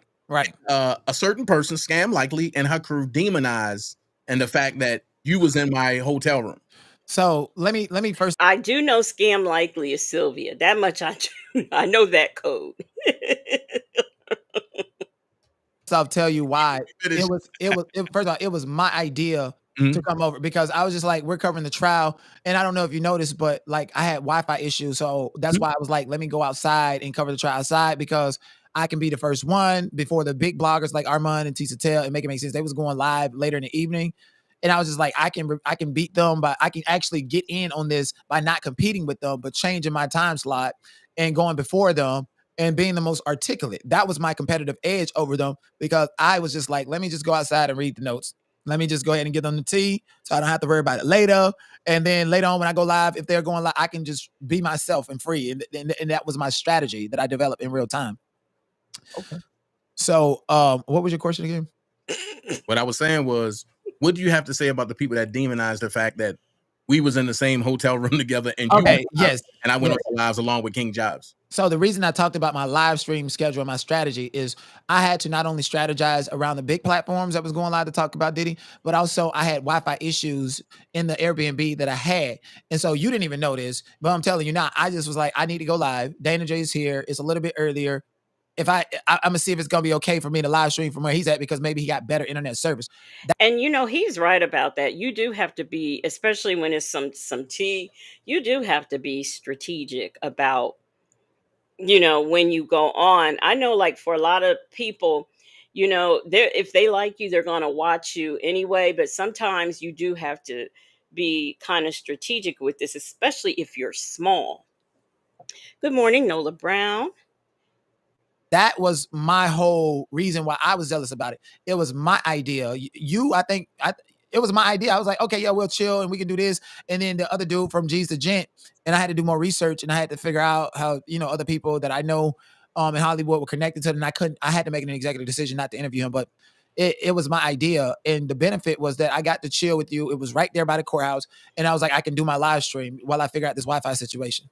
Because the guy from was it Antonio or Anthony? Something like that? Right. Yeah. He was supposed to have came over and it was supposed to have been a dual interview with him. It was. He was supposed to come over, but I think he didn't have his hair braided or something like that. It was supposed to be a dual interview. Yep. All right, so let's go to the verdict. Okay. First of all, I was not there for the verdict. Hey, bro. Go ahead. I was not there for the verdict. Right. I know you weren't there for the verdict. Okay. But what I'm saying was because you left the week before. No, you left that Monday. I left that Sunday. Like Friday was my last day outside by the court. And then I left. Can I just say this about that trial? Having heard, all of the things that Diddy was charged with, and to see the outcome, that was a waste of the taxpayers' money. I mean, you can't charge someone with trafficking, but you can charge them with paying for the rides of the people who was trafficked. I mean, to me, it just showed me that this was nothing but a show. That's all it was. A out and out show. Good morning. It's Too Complicated. And Nikki G, Dimples, Wimples. Good morning, y'all. So, to me, and at the end of the day, it just makes it a joke. Then hearing about all the shenanigans that was going on outside of the courthouse, really, it just makes it all look like a bunch of buffoonery. A bunch of buffoonery. Dimples Wimple said, Jesus, I clicked on and got scared by this squeeze ball head ninja. Attitude and Tylenol said this was never about getting justice. It was about embarrassment, and the real victims will never get justice. Exactly. Good morning, Sanders RN. B. Williams says it shows that it's even more difficult to charge folks with major influence and money. Mm-hmm. Yep. No, I actually left Monday and got on the train. Okay. I was at Penn Station and waiting for the train to leave at 2 p.m. at Penn Station. All right. So the day of the verdict, when the verdict was read, what was going through your mind? What was going through my mind is it felt like a witch hunt. It felt like a ritual. It felt like, honestly, like these advocate groups like Me Too, they cannot be mad because Me Too was not around across the street when Harvey Weinstein was in trial from April until mid-June. They was not there. They was not there outside of the court advocating for Cassie and Diddy and so forth. And I think the people that advocate for victims, they didn't really have a strong presence outside the court. They didn't put themselves to be highlighted in the mainstream media, the news articles and stuff, because mind you, this case was built off of the principality of public opinion. Right. And so they never. One thing I did hear about the trial, and I kind of sort of saw, I was looking, I happened to be clicking. There were people out there, from my understanding, what I saw, paying people. I think it was $20 a day to wear Justice for Diddy. It was black shirt and Justice for Diddy. I did see that. Good morning. It's too complicated. How are you doing? Wanted to assert their public opinion. We had people in the people that was there. Shout out to Mama Queen's Flip. She advocated. Shout out to a lot of advocates. They were there, but they didn't have no organized group effort, no t-shirts, nothing to, I feel like the people that advocated for survivors, they should have been out there just as strong as the Free Diddy t-shirt people who was out there every day constantly. It just took a t-shirt to be mentioned by the New York Times to spread awareness to other people and other victims that it's okay to come out here. It just, the outside of the court, when it came to the avocation part of it, Diddy totally dominated it. So My Tai says, hold up. You are in New York City. There are 3 and 4 braid shops on every block. They walk up to you and ask you if you want your hair braided. Why couldn't dude go get his hair braided real quick? Good morning, Ducky Dexter. Shay B said, and the pay didn't stop with the t-shirts. Yeah, I think it was more. Who knows? We'll never know. Well, maybe we will, with everybody spilling tea. Fabulous and Retired said, I didn't know that movement was there, but not at the other trial. Yeah, I didn't know that either. To be honest with you, it never occurred to me that movements such as that would be at trials. I guess it makes sense, but I just never thought about it before. The woman he chose says, the fuck is he talking about? And Miss Mad About Music said, I agree with the statement about advocacy. These advocate groups, even though they, even though it's 12 people to convince the juror, but the people that advocate, they could have been out there in front of the mainstream media, in the news, making the blogs, because obviously the people in the jury were watching the news. You would see them come out in a bus if they seen that there was a group effort to protect and advocate for the women out there. It would have been different. And Tisa tells, like, bitch, you're there to make money. You don't care about no victims. Like, so there was no real organized effort to advocate for the victims. It literally felt like a Boondocks episode the whole time. Like, it came true. I said that. So how do you feel about them convicting him on 2 counts, but not the counts that associated with the counts that matter? I think that jury was actually calculated in what they found him guilty on based on the time sentence, the public. I personally think some of them were paid off. That's just my opinion. Meanwhile, while the Diddy trial is going on, and while content creators are fighting each other, Trump is up here signing his, what is it? The Great Beautiful Bill, or the Big Beautiful, whatever bill it is, that's what's going on. persona about all of it and so forth. He got convicted on 2 counts of Mann Act, which is, a form of voluntary trafficking. And remember, they had a verdict, partial verdict. They just couldn't decide on the racketeering, which let everybody know that there were some charges or 2 counts, or at least 2 counts for him to be found guilty. Now, I said on the Shade Room that Thursday before I left, Friday, on Thursday I said it on Shade Room. They published it the following week. And if you ask the Shade Room, I said Diddy is going to be found not guilty on everything besides the 2 counts of the Mann Act. And even though those 2 counts are predicate acts for RICO, they cannot prove that his behavior affected commerce the way that they want to. They don't have enough evidence or proof. So therefore, it looks like he was doing something on his personal time. Combs Enterprises is his enterprise. It's not like he's on the board and taking the accounting from Bad Boys, a company that multiple people own, and spending Bad Boy record money on things and writing it off and for his personal use. Combs Enterprise don't even need to exist. That's just to stroke his ego, because outside of Combs Enterprise, he really don't have any true ownership of anything. He's not Byron Allen. Okay, so with that being said, I got to intertwine this. Mm-hmm. With them finding Diddy not guilty, mm-hmm. in the words of my brother Shank Rock, who also covered the Shank Quilla Robinson case, mm-hmm. he calls him baby old man.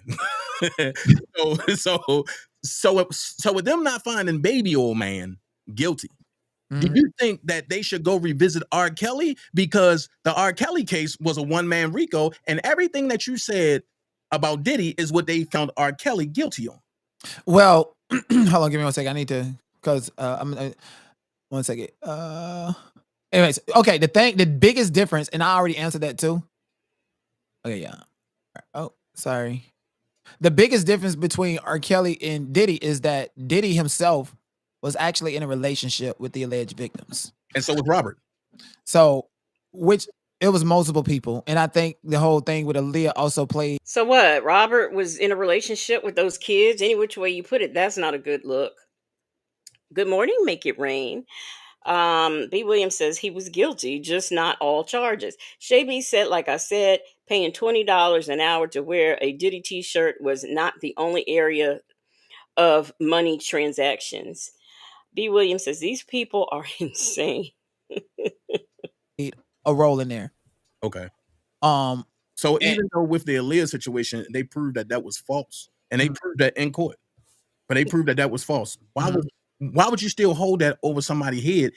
And then on top of that, listen, this is my first time ever hearing that. Does anybody know? Because I didn't watch that trial either. This is my first time hearing that they proved that the Aaliyah thing was a lie.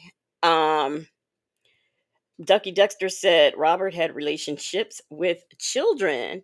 Attitude and Tylenol, thank you so much for the super chat. She says, I'm impressed that Dana can even read court documents for various reasons. She said, for various reasons. Thank you for the super chat, Attitude and Tylenol.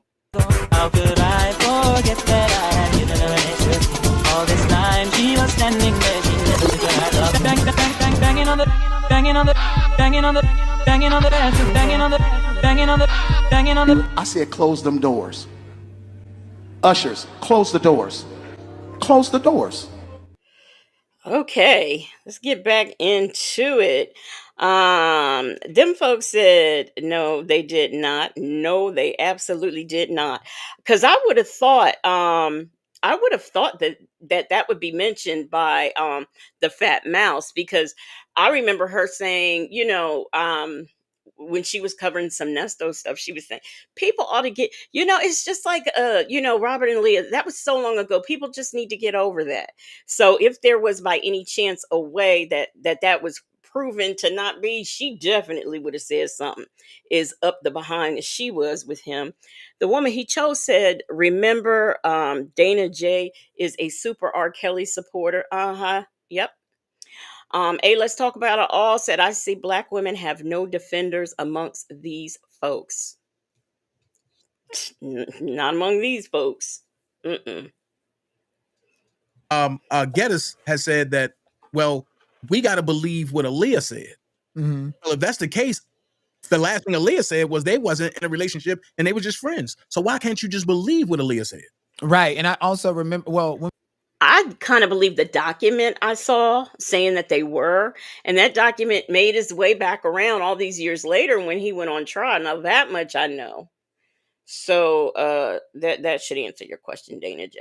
Me think about Aaliyah in context of R. Kelly and the biopic and AJ Number the Number and how he gives it up. We also have to consider what Mary J. Blige said. She said Aaliyah found herself in weird crowds and that she partied a lot like a freak off type of party.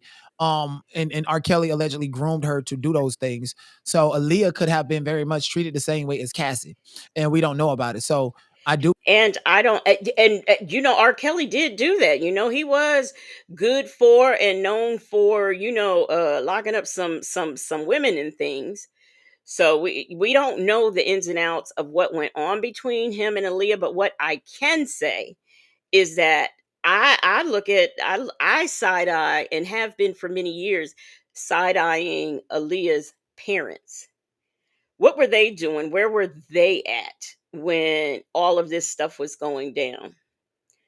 Because there would be no way. First of all, he would not have that much access to my child.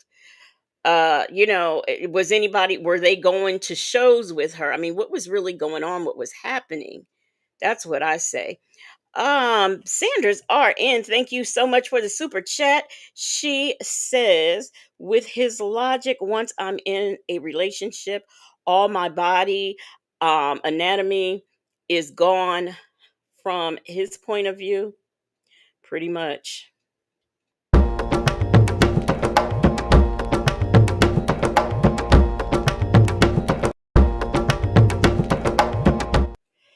Thank you, thank you, thank you so much, Sanders RN, for the super chat, and thanks for supporting.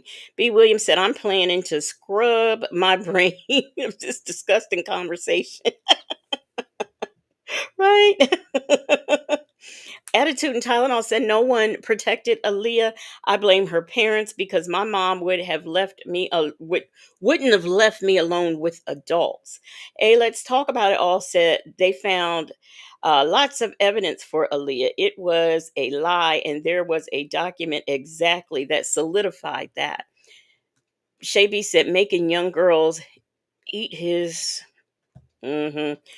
Now, I never saw the video of the girl, the 14-year-old child who relieved herself on R. Kelly, but that did in fact happen, and a lot of people saw it. So what's the excuse for that? She was a child. All juiced up says, I'm side eyeing Dana. I'm side eyeing Dana J because why does he go so hard for a child predator? Maybe that's why his eyes are to the side. Whew. Bella says Aaliyah's parents are sus. Coco Cream says the Nat is a clout chaser and he says whatever he thinks will get him viral. Good morning, Chick-fil-A gal. How you doing? Ducky Dexter said I still say it would have been Aaliyah and me. My child would never be somewhere with R. Kelly by herself. We both auditioning. And not only that, you know when he used to go on tours, there is video of him asking for the young girls, the underage girls. And it's my understanding from some folks who are from Chicago, he frequented a McDonald's where young girls worked. Good morning, Chick-fil-A gal said, unfortunately, I seen that tape. Savannah Clover, good morning. How are you doing? Believe R. Kelly had a relationship with Aaliyah when she was underage. I don't know the full facts about R. Kelly. I think if you're gonna tell me that's the same thing, like how old was these women that R. Kelly was with? Was there any actual physical binding and tying? Like I want to know more if we're gonna like compare the binding or tying. What on earth? And I'll tell you something else too. Drea Kelly, I side eye her. I also side eye, what was her name? Was it Sparkle? because somehow or another, if I'm not mistaken, she's some kind of way related to that 14-year-old who was in that video. So I side eye her, and let me see, who else do I side eye in that situation?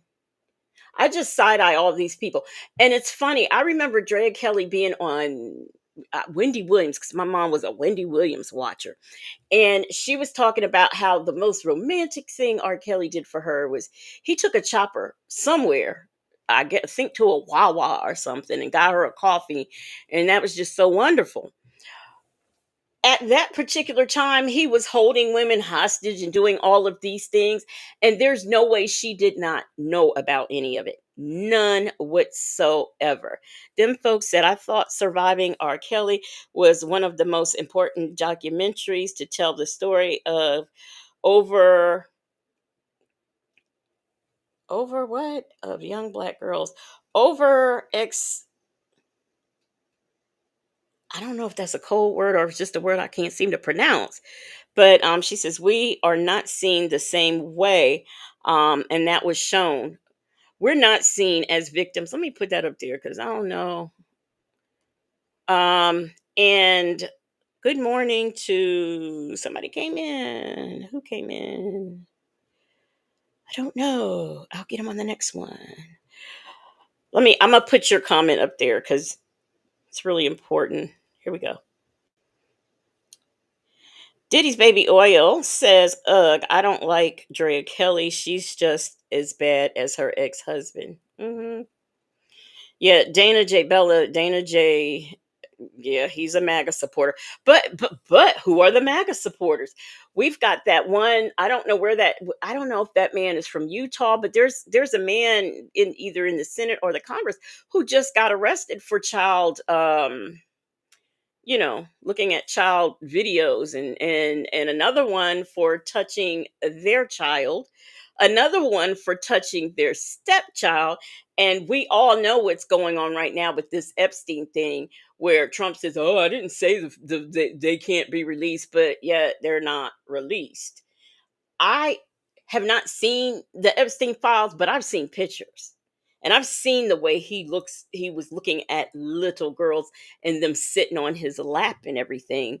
So, their MAGA might stand for something else we don't know. Too, I don't know that story. I wasn't here on YouTube. Right. Well, I'm gonna tell you this.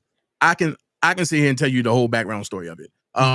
Robert and Aaliyah, but they didn't have a sexual relationship. Aaliyah, you were there? R. Kelly and Aaliyah. But they didn't have I beg to differ. You were there. You were in the bedroom. Thing is, Robert loved Aaliyah because Leah was teaching Robert how to read and write. Aaliyah was teaching Robert how to read and write, but yet Robert can't read and write. Let me see. Aaliyah passed away in 2001. R. Kelly didn't get tried until 2000 and he still can't read. So how did that work out? Hey, coffee is brewing. Situation was about. He was teaching her how to read and write. She was teaching him. She was teaching him how to read and write. So if Aaliyah was teaching him how to read and write way back in the numbers when they said AJ number the number, why in 2020 he go to trial? His excuse is that he signed some papers and he still don't know how to read and write. Okay. I know I can be intuitive, but I didn't see that coming. All juiced up said, OMG, that man is sick just like R. Kelly. I cannot. Them folks said a normal, illiterate adult would ask another adult to help them learn, not a kid. Not a kid who is in the music industry, and she may not be physically going to high school, but I'm sure she was being tutored or something. She got her own stuff to do. She ain't got time to be teaching him nothing. Please. Well, the thing is that about the whole paper thing is in court, but they brought that up. And just like Gedda said, which was the prosecutor, and she said he just could have been signing things that people was telling him to sign. And because he put his trust in everybody instead of learning how to do things himself. And then that's not a legitimate excuse. But can you tell me more details about his relationship with the women and how many women was it that came for? Pretty much it was for the government. Let's go here. But the government had 50 witnesses, but all of them wasn't in a relationship with Robert. Everybody got immunity, and on top of that, it was let me see, Faith, Geronda. So you say it was 50 witnesses. He wasn't in a relationship with all of them. Right. Now these witnesses, how many of them were actually considered victims, or was the government just a victim in the case? It was like 3 or 4. Okay, out of those 3, 4 that were actual victims, how many of them was not in relationship with him? None of them. Okay, so that's what I'm saying. And so the witnesses outside the 4 that was in a relationship with him actually was the victim. So if it was 54, that means that 46 people were there as Malino witnesses. And what Malino witnesses can do, and this is why Harvey Weinstein was on appeal, is bolster the story and the likeliness of prior bad acts that are not something that happened to the actual victims in the case. Okay. So in Harvey Weinstein case, the Malino witnesses or the character witnesses was saying that Harvey Weinstein did things to them that he was not accused of with the victims in said case. And so he was granted a reappeal to see if those victims came back in and told their story, if that was enough to convict him.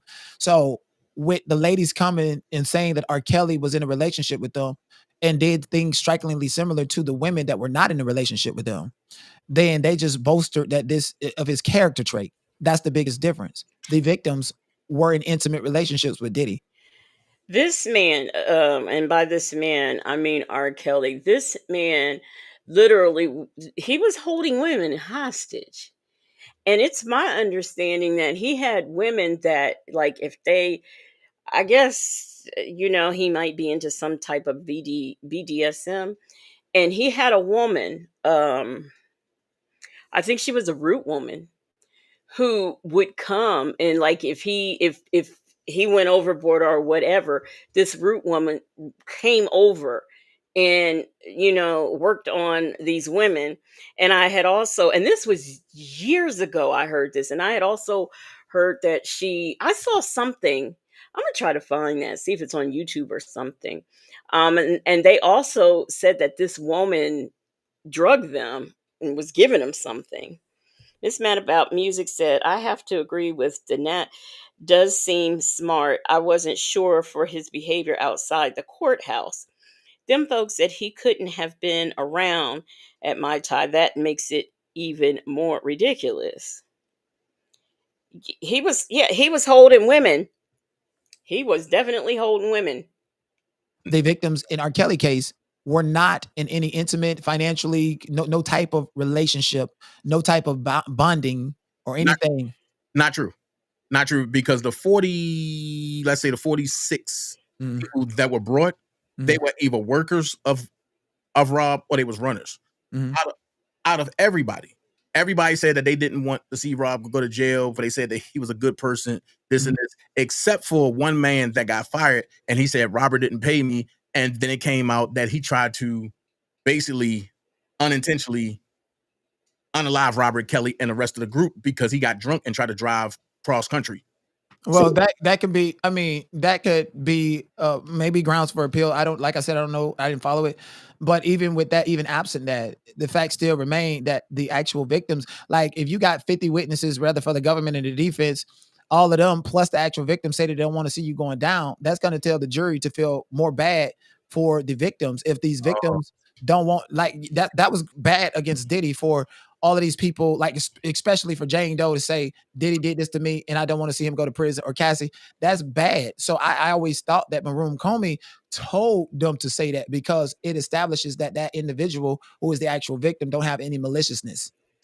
Good morning, No 50 folk. The woman he chose says heading to work, meeting. We'll catch the replay in this. Have a good day. You have a good day too, the woman he chose.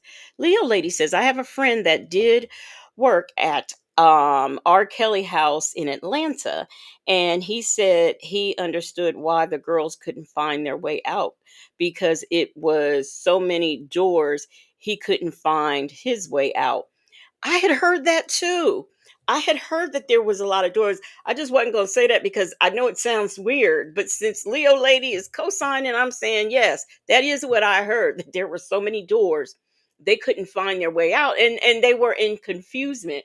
What is her name? Is it Portia Williams, the one that was on Real Housewives? I think she wrote a book. She was a R. Kelly victim, and if I'm not mistaken, she might have been one of the ones who was held hostage. Sanders RN says more bad equals bad grammar. Attitude Tylenol said he built it like that on purpose. It was a house of horrors. My Chai said that's why I was asking, because he goes hard. So it makes sense that all of them was groomed from the federal government to say the same thing, just to demonize Robert. Oh, Yeah. okay. Right. And then part of that demonization is tell the truth about how bad he is and then say that you don't want him to go to jail. It's manipulation. But and then here's the crazy part. And you had one lady that say she had herpes after he gets convicted in Chicago and in New York. Now she come out and say she never had herpes. And then her mother came out and said she never had herpes. Okay, so that lady lied. Okay, let's say that's true. Then that lady lied. And these women saying they're testifying, they're victims, and they're saying, I don't want to go to jail. That's the victim mentality. Once you've been a victim of those types of crimes, people don't realize what goes on in your head psychologically. Good morning, Queen Brielle. They don't realize that. It's a lot of psychological. Your mind doesn't know where to go. You know, you're in this situation where you want to get out, but then your mind is telling you, oh no, I love him. You know, it's a what R. Kelly did, what Diddy did, what Epstein did, all of these, anybody who is a predator, be it a child or an adult victim, this is what they do. They get in the mind. They know how to work that mind. And you got to figure R. Kelly couldn't read or write, so he probably really had them skills to get into people's minds. And when you're a victim of that, you can't, it's almost like part of you is that person that is victimizing you. So I'm not gonna look my nose down on a victim because they say, oh, I don't want him to go to jail. Them folks, I see you said that did not happen. Now, I didn't watch the R. Kelly trial, but I never heard anybody saying, I didn't even watch the documentary, but I've seen clips and I've never heard anybody saying that they didn't want him to be punished. I never heard that.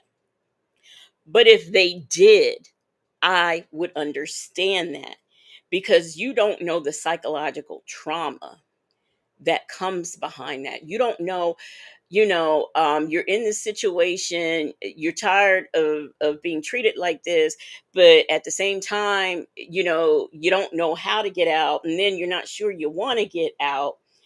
It's just a cycle. It's a vicious cycle. And, a lot of times you need therapy. I wish as a child I had gotten therapy. Perhaps if I told somebody, maybe I would have. I don't know. But I can understand the victim. And uh, I'm a grown woman now. This happened when I was like 5.5, 6 years old. And I still ask myself the question when I think about it, because I clearly remember everything. I ask myself, why did they pick me? Even though I know it's not my fault, I didn't do anything to bring this on myself. I was a kid, but I still have to ask myself the question, um, why did they do this to me? What did I do to make them do this to me? And I'm a bad person. So I'm not going to say that a victim cannot sit up and say, I don't want him to go to jail, but I don't recall hearing, this is my first time hearing this. Jay Bennett said, at the end of the day, RSK still S8, a 14-year-old girl. Can I get a witness? Okay. Attitude Tylenol said, I think all children need therapy. And if I have a baby, they will have it. It helps them be able to better regulate their emotions. You're right. It does. The victims wrote letters to R. Kelly's lawyer saying, and the government made us do this. We did not want to do this willfully. Okay. And then on top of that, if you look at it, I didn't see the trial. I didn't see none of the things, but I don't believe that. I do not believe. So you mean to tell me they wrote letters to R. Kelly's lawyer saying this, and the lawyer didn't present it to the judge? Ain't nobody filed no appeal on. Dana J, you need to stop. Robert's case mirrors. No, I'm sorry. Diddy's case mirrors Robert's case. And because Geronda, she came in 9 months pregnant. Cassie come in 9 months pregnant. Mhm. Then you got Faith that talk about, oh yeah, Robert did this and this. Then you got Mia that come in and say, oh, well, Diddy did this and this. Mhm. Then you got a man that come in and say, oh, Diddy did this. Well, you had two men that come in and say, oh no, well, Robert, he did this and this and that. It's like Comey transcript. Right. And like I think, like again, this case would not have been filed, pursued, or anything had Diddy not settled that lawsuit. I know, like in theory, we're supposed to look at it like if somebody settles a lawsuit, even if it's in 24 hours, that doesn't mean that these factual allegations they actually did. You understand what I'm saying? And Cassie actually played it smart with the lawsuit because Diddy, as we seen from the Garcia guy that took the bribe for the hotel footage, Diddy has these NDAs that says that whatever happened here, you need to let us know about what you claim to publicize or say before you even go to the police. So Cassie actually manipulated the situation and presented it to Diddy as if it was a book, knowing that everything is true, knowing that I didn't break the NDA because I told you I was going to write this book, and now I'm going to put it in a lawsuit. And I think it was very manipulative and strategic for her to do that. So with such a high profile case, especially laws that are that have both civil and criminal penalties, with the way that that lawsuit read, and how fast he settled it, I can see how lonely, miserable white women with cats in their apartment can then go on a witch hunt and bring about a criminal case and end up losing their job for it. Yeah, Prima said they use alleged settlements as a history of bad acts with Kels. Yeah. So they use alleged settlements as a history of prior. R. Kelly settled a lawsuit with someone before the trial? I don't think I know that. And if they want to use that as prior, if they want to say, okay, the prosecution is saying, look at his track record, he has prior bad acts. R. Kelly's attorney's job is to say those are prior bad acts. They shouldn't be brought into evidence. So come on, miss me with all that. All juiced up said Dana J is a liar, just like his fat mouth stalker. And I agree with you on that one because I ain't heard none of this stuff. The stuff that he is saying right now, I've never heard before. Sanders RN said, you know, he talking all this trash and whatnot. She said, I just want to cuss. These men have to be lonely. Predator sympathizer. That's right. No 54 said, I did not know R. Kelly settled any lawsuits either. Let me Google that. Okay. Bad acts with R. Kelly. Mm-hmm. Alleged what? Alleged settlements as a history of bad acts. Right.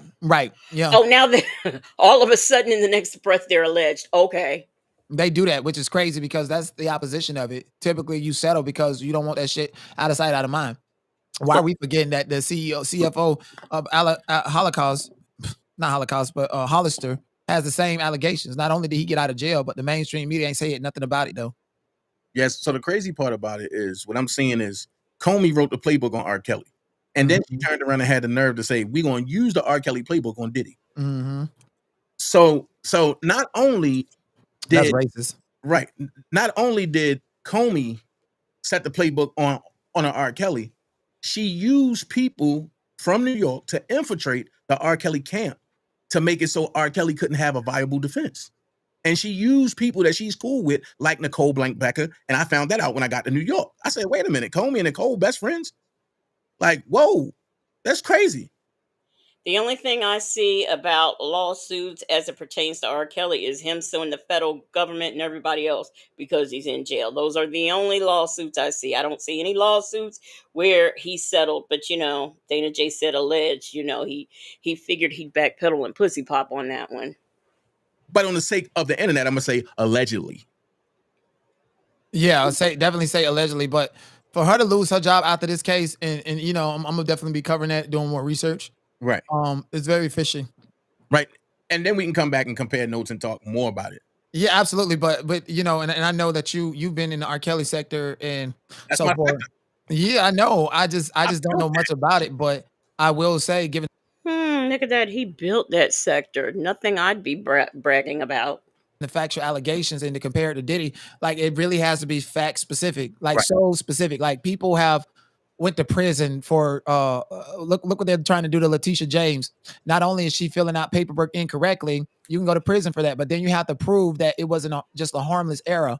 Like she put her husband on paper that she lied on. So that proves that it wasn't a harmful error. Right. It was done correctly. Sir Major Page, who had Black Lives Matter Greater Atlanta, filled out the wrong paperwork, and they was able to go in and look at how he filled out the paperwork, do extensive research, and figure out how he embezzled the money. And now he's in prison for that. So everything is very fact specific. Right. And so specific fact that Maroon Comey wanted to sweep against black men is that if I can come and I can shape this black man like a predator and a criminal, then he can go to jail and prison for the rest of his life.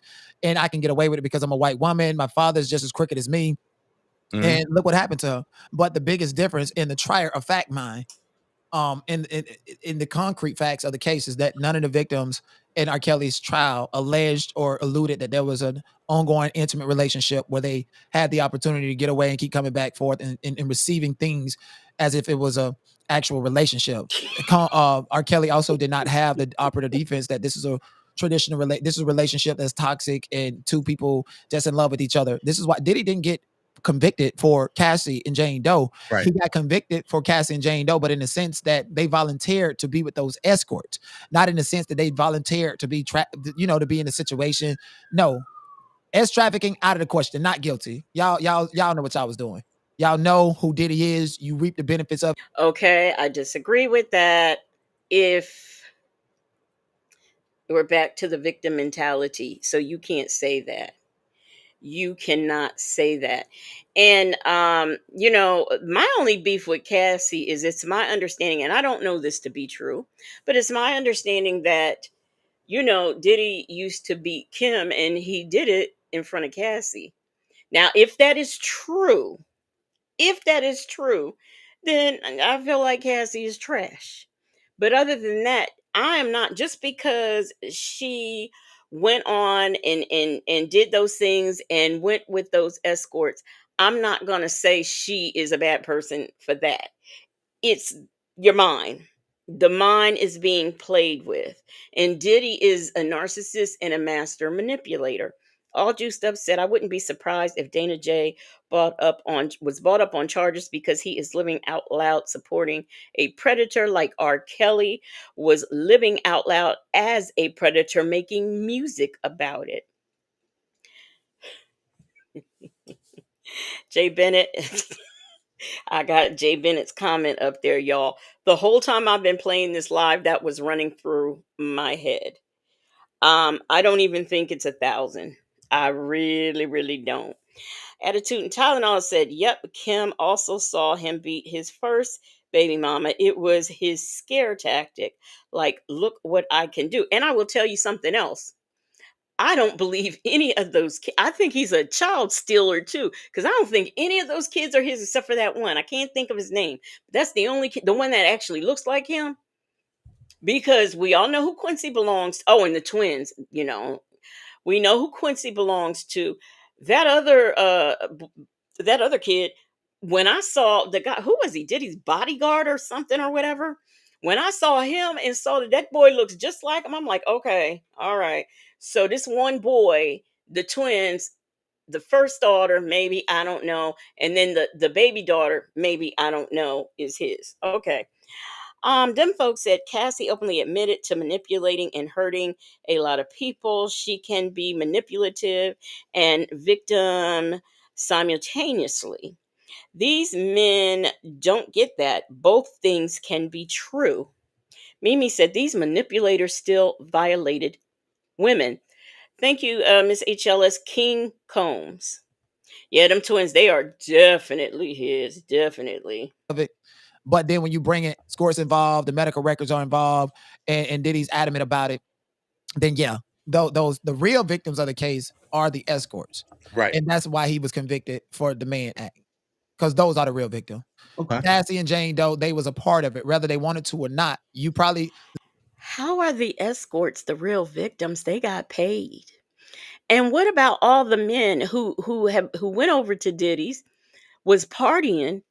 Next thing you know, they woke up naked in his bed because he didn't put something in their drinks. That man is a predator and he needs to be in jail. No 54 said his oldest son looks like the other guy. It's alleged that he had the man unalived. I had heard that too. I had heard that too. Hey, let's talk about it all since nobody cares about the victims. And Bella says these poor twins look just like them. Listen, I don't want to go base, but You look, my sister don't like this. She said I never did like him. He looked like he slobbers. She said just all the time for no reason. Looked like he slobbers. I know I got a base. You know, husband and wife, they don't want some of them. Sometimes they don't want to have ex, and if you don't, he gonna go out and get it from somebody else. So did he coerce you to have it, or because you want that relationship to stay intact, you actually did what you were supposed to do in a relationship that you agreed to? I think Diddy is, from Bert and Ernie. I think Diddy probably be a little cross dresser. When Jane Doe said that she go to the corn shops and buy matching outfits and stuff like that, I think Diddy, all the baby oil, because baby oil is not a lubricant. Baby oil is just like it's a skin lubricant to make it look shiny, but it's It's a listener. yeah, it's a glistening, and it's Now, I know, what's that chick's name, Young Miami? Diddy was ripping and running around with her. I had heard that he also took Saucy Santana on a couple of shopping sprees. I had heard that before this trial even came about, before he was even arrested. I had heard that he'd be taking Saucy Santana on shopping sprees. And I I know supposedly Saucy Santana's got the big disease with a little name, and it's being alleged that he got it from Diddy. I don't know. Baba Lady says I never liked Diddy because he couldn't close his mouth. I can't stand a mouth breath. It gives stank breath. not something that you can deal with and really just like get off on. Even in prison, they got baby oil, but they use the Vaseline. You understand what I'm saying? So for Oh my him and the baby gosh. oil with these two intimate, he used the baby oil because he knew that the baby oil would not create a certain sensation. While he had his personal bottle of Astroglide ready to come in and pretty much, pull a Houdini to where how like in a Houdini, you're and your homie flipping the edge, and she don't know what's going on, and then you come through and she still don't know what's going on. Niggas. So Diddy was the main course why Cassie and Jane Doe was they was the appetite. So for these escorts to say that they wasn't provided substances and they didn't do substances, while he got all of these runners and plugs coming to the hotel rooms, all of them, no. So Diddy was really about just using these beautiful women to lure the men that he wanted, the size he wanted, and let them play with that baby oil, and they be hiding the Cooler Bryant off of Tusi and everything, and he's right there, and now I can make it feel good, and he's jealous of a real woman snatch, and now he got the baby oil. It's a different type of oil, and now that's the best feeling that they had in their life because the baby oil was just teasing them. You can't, and now they got the Astroglad. He did it from the back. So I think that that's what was going on. But again, they had an NDA, and I do feel like one of the sealed stipulations between the government and Diddy is that we don't disclose that he was actually participating in these freakouts. We don't disclose any of that. We don't show that because this right here is a violation. I thought we knew he was. Because I know the first man who bought the lawsuit against him, I think his lawsuit was before Cassie's. I mean, he even has said that. Shay B said, I would like to know, are there any victims in any case other than Nesto? I've seen so many women say that Cassie is not a victim, yet go hard on Nesto, supposedly because of the victims. And, we saw Cassie be drugged down that hall by was it her arm or her hair? I couldn't really look at the video um simply because I had a similar situation, so I really could not watch that video. But that happened. What are we supposed to believe? Our lying eyes or what comes out of Diddy's mouth? So if he's doing that and we see that he's doing that in a public place, what is he doing behind the closed doors of his home? So I don't believe that. Chick-fil-A gal said, what the fuck? I'm lost as fuck about the baby oil theory. I guess he's saying, the menses, they put that oil on. Diddy puts that oil on and he's all shined up. And I guess an illusion comes in their mind and they put the Astroglide on and enter Diddy from behind. think that that's what he was saying. Of his human rights, you can't out somebody, not even in the court of law. Right. You have to find a way to get that information in. And he had an NDA with everybody involved, including the owners of Cowboys and Angels, not to disclose the fact that he himself likes his pussy smashed. Right. So Lady D said, hey, chat, I know he didn't follow R. Kelly's case, but if he did, he'll know there weren't victims in his cases. Government filed against him, not the so-called victims. Okay, y'all, I'm tapping out. So there is a woman in the chat who is saying that there were no victims in the R. Kelly case. That's it. I'm. That's it. A lady says, I agree with no one testified to Diddy having. I thought one of the male escorts did testify. I thought. And whatever happened? What was the verdict on him bombing Kid Cudi's car? Because if you say I'm gonna bomb your car, and your car gets bombed that night or the next day, I would think that it would be safe to say that Diddy did it. I don't know what happened with that one. Chick-fil-A Gail says thanks at Legacy Moon, but still confused. Mimi said people join cults and become brainwashed. Cassie was brainwashed to a point. She's still a victim. Thank you for that comment, Mimi, because you're right. You are right. People do. They join cults. And this is what, but on that note, a woman coming in the chat and saying that there were no victims in R. Kelly's case, I just don't know what to say. Bella says, how can you read Cassie's lawsuit and say she's not a victim unless you believe she's mad? All of it is up and got paid for it. Right. Ducky Dexter said, all I know is I will never eat another Tootsie Roll. I mean, because in that lawsuit, Jay-Z and Beyonce, they don't like their name in no foolishness, but there was an incident. So they were, she had them in there as a witness to an incident. And so, if like I said, if the hotel video doesn't convince anybody that she was a victim, I just don't know what. Them folks said the prosecution withdrew the arson charge before the case went to the jury. That's why they couldn't factor that into their decision. They weren't debating it at that point. So what they had Kid Cudi come there. I don't know. Well, yeah, I do know. They fly witnesses in, from different places. I know Kid Cudi, he's a rapper, whatever you want to call him. He can pay his own way, but I mean, did the prosecution fly him in and take a day's worth of time for foolishness? Why even bother? Why even bother? Jay Bennett said this whole time Dana J is stimming. Jet Black Straight says he had the police in his pocket. Yeah, because they hid a lot of stuff. Bella said Dana is over there getting off on R. Kelly talk. I believe it. Extra AF, good morning. She says, I've been in the bushes. I was in an abusive relationship as a teen, and he had my head screwed up. I would do anything to please him and prevent any punishment. You can't relate unless you relate. Let me say this. I didn't want to leave that man I was married to because I was embarrassed. I didn't want anybody to know that I was, how did I get myself in this situation? So I didn't want anybody to know.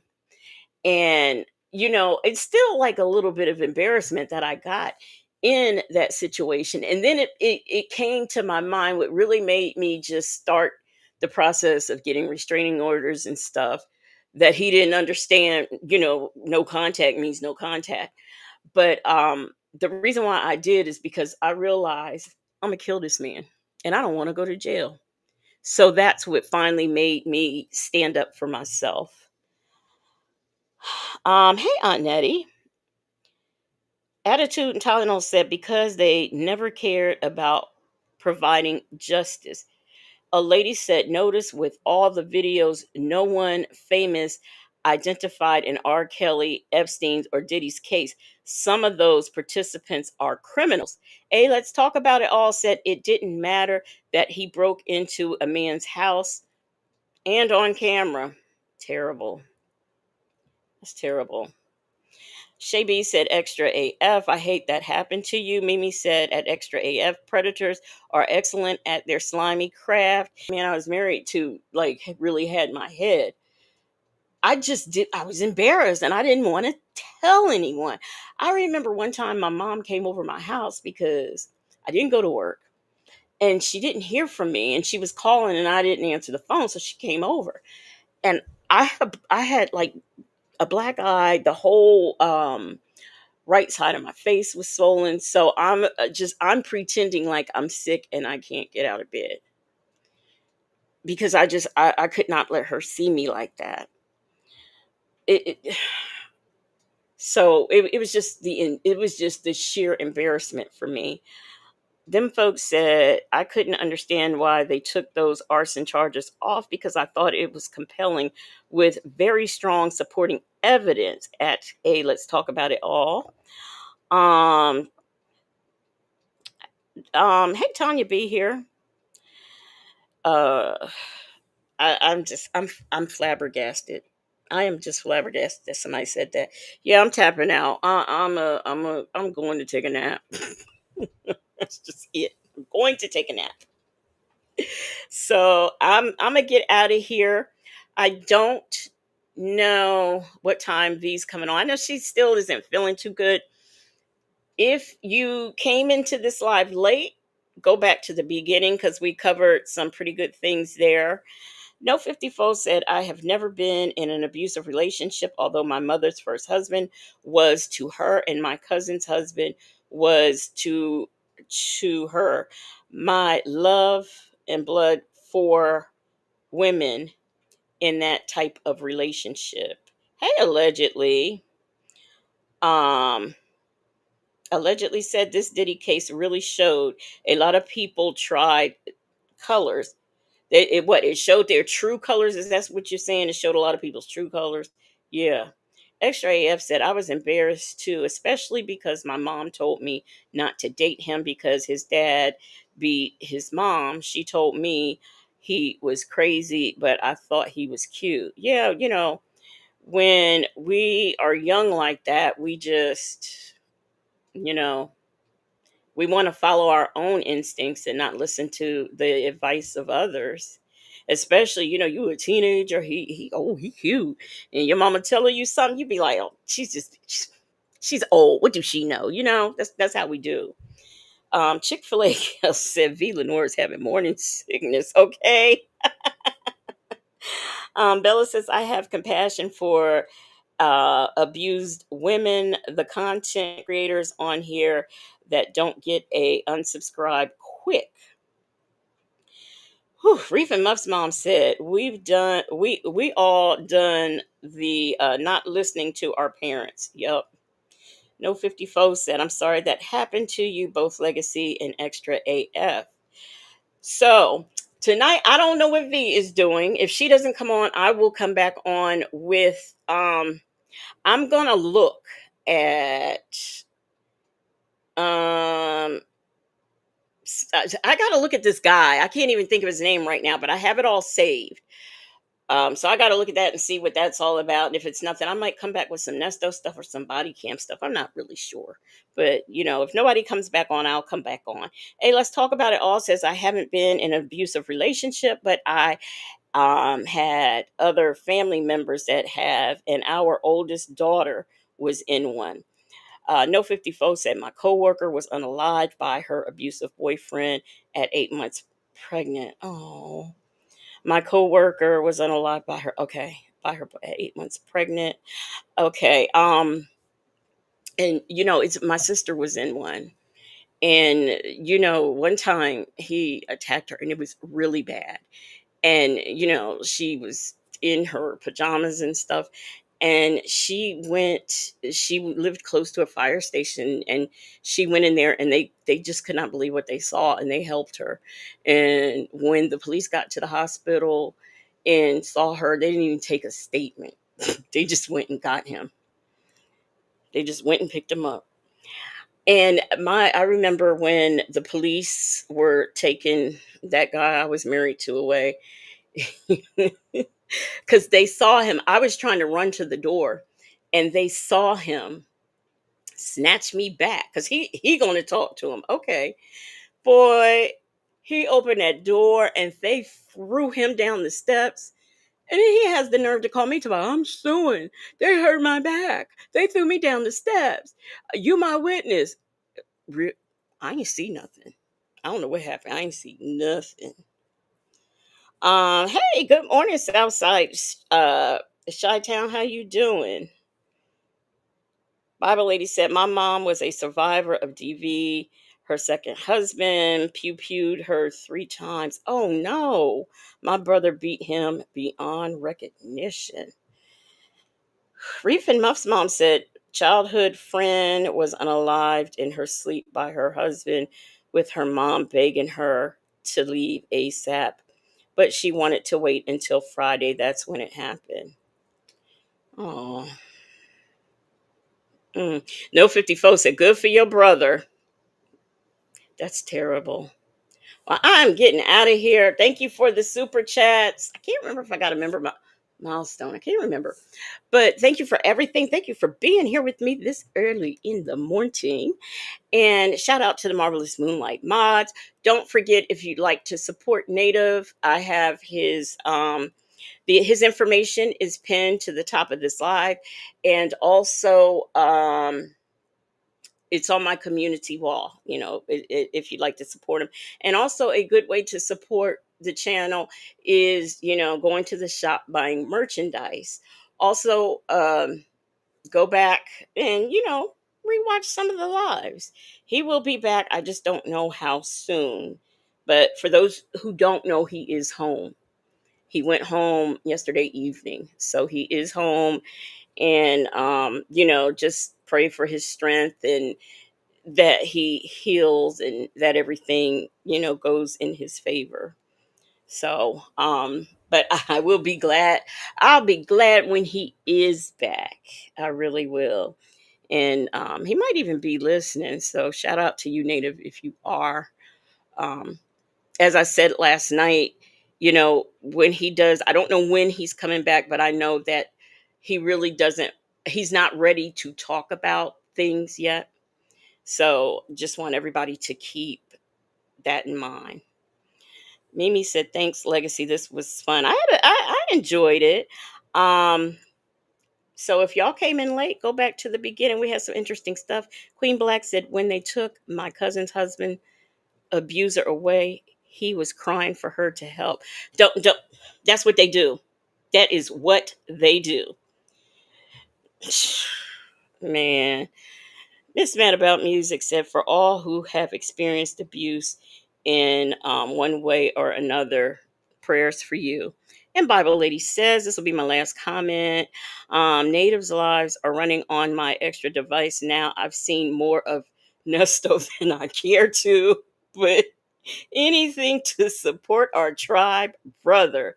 Yes, most definitely. Good morning, Nestos, shiny trumpet. We are getting out of here because these men have thoroughly. Let me get them off the screen because, ooh, child. If he would have propelled down in here today, I might would have had a few words for him because this R. Kelly support is ferocious. But I'm going to get out of here and I will see y'all in the next one. If you did not like this video, please make sure you do so on the way out. Good morning. Yeah.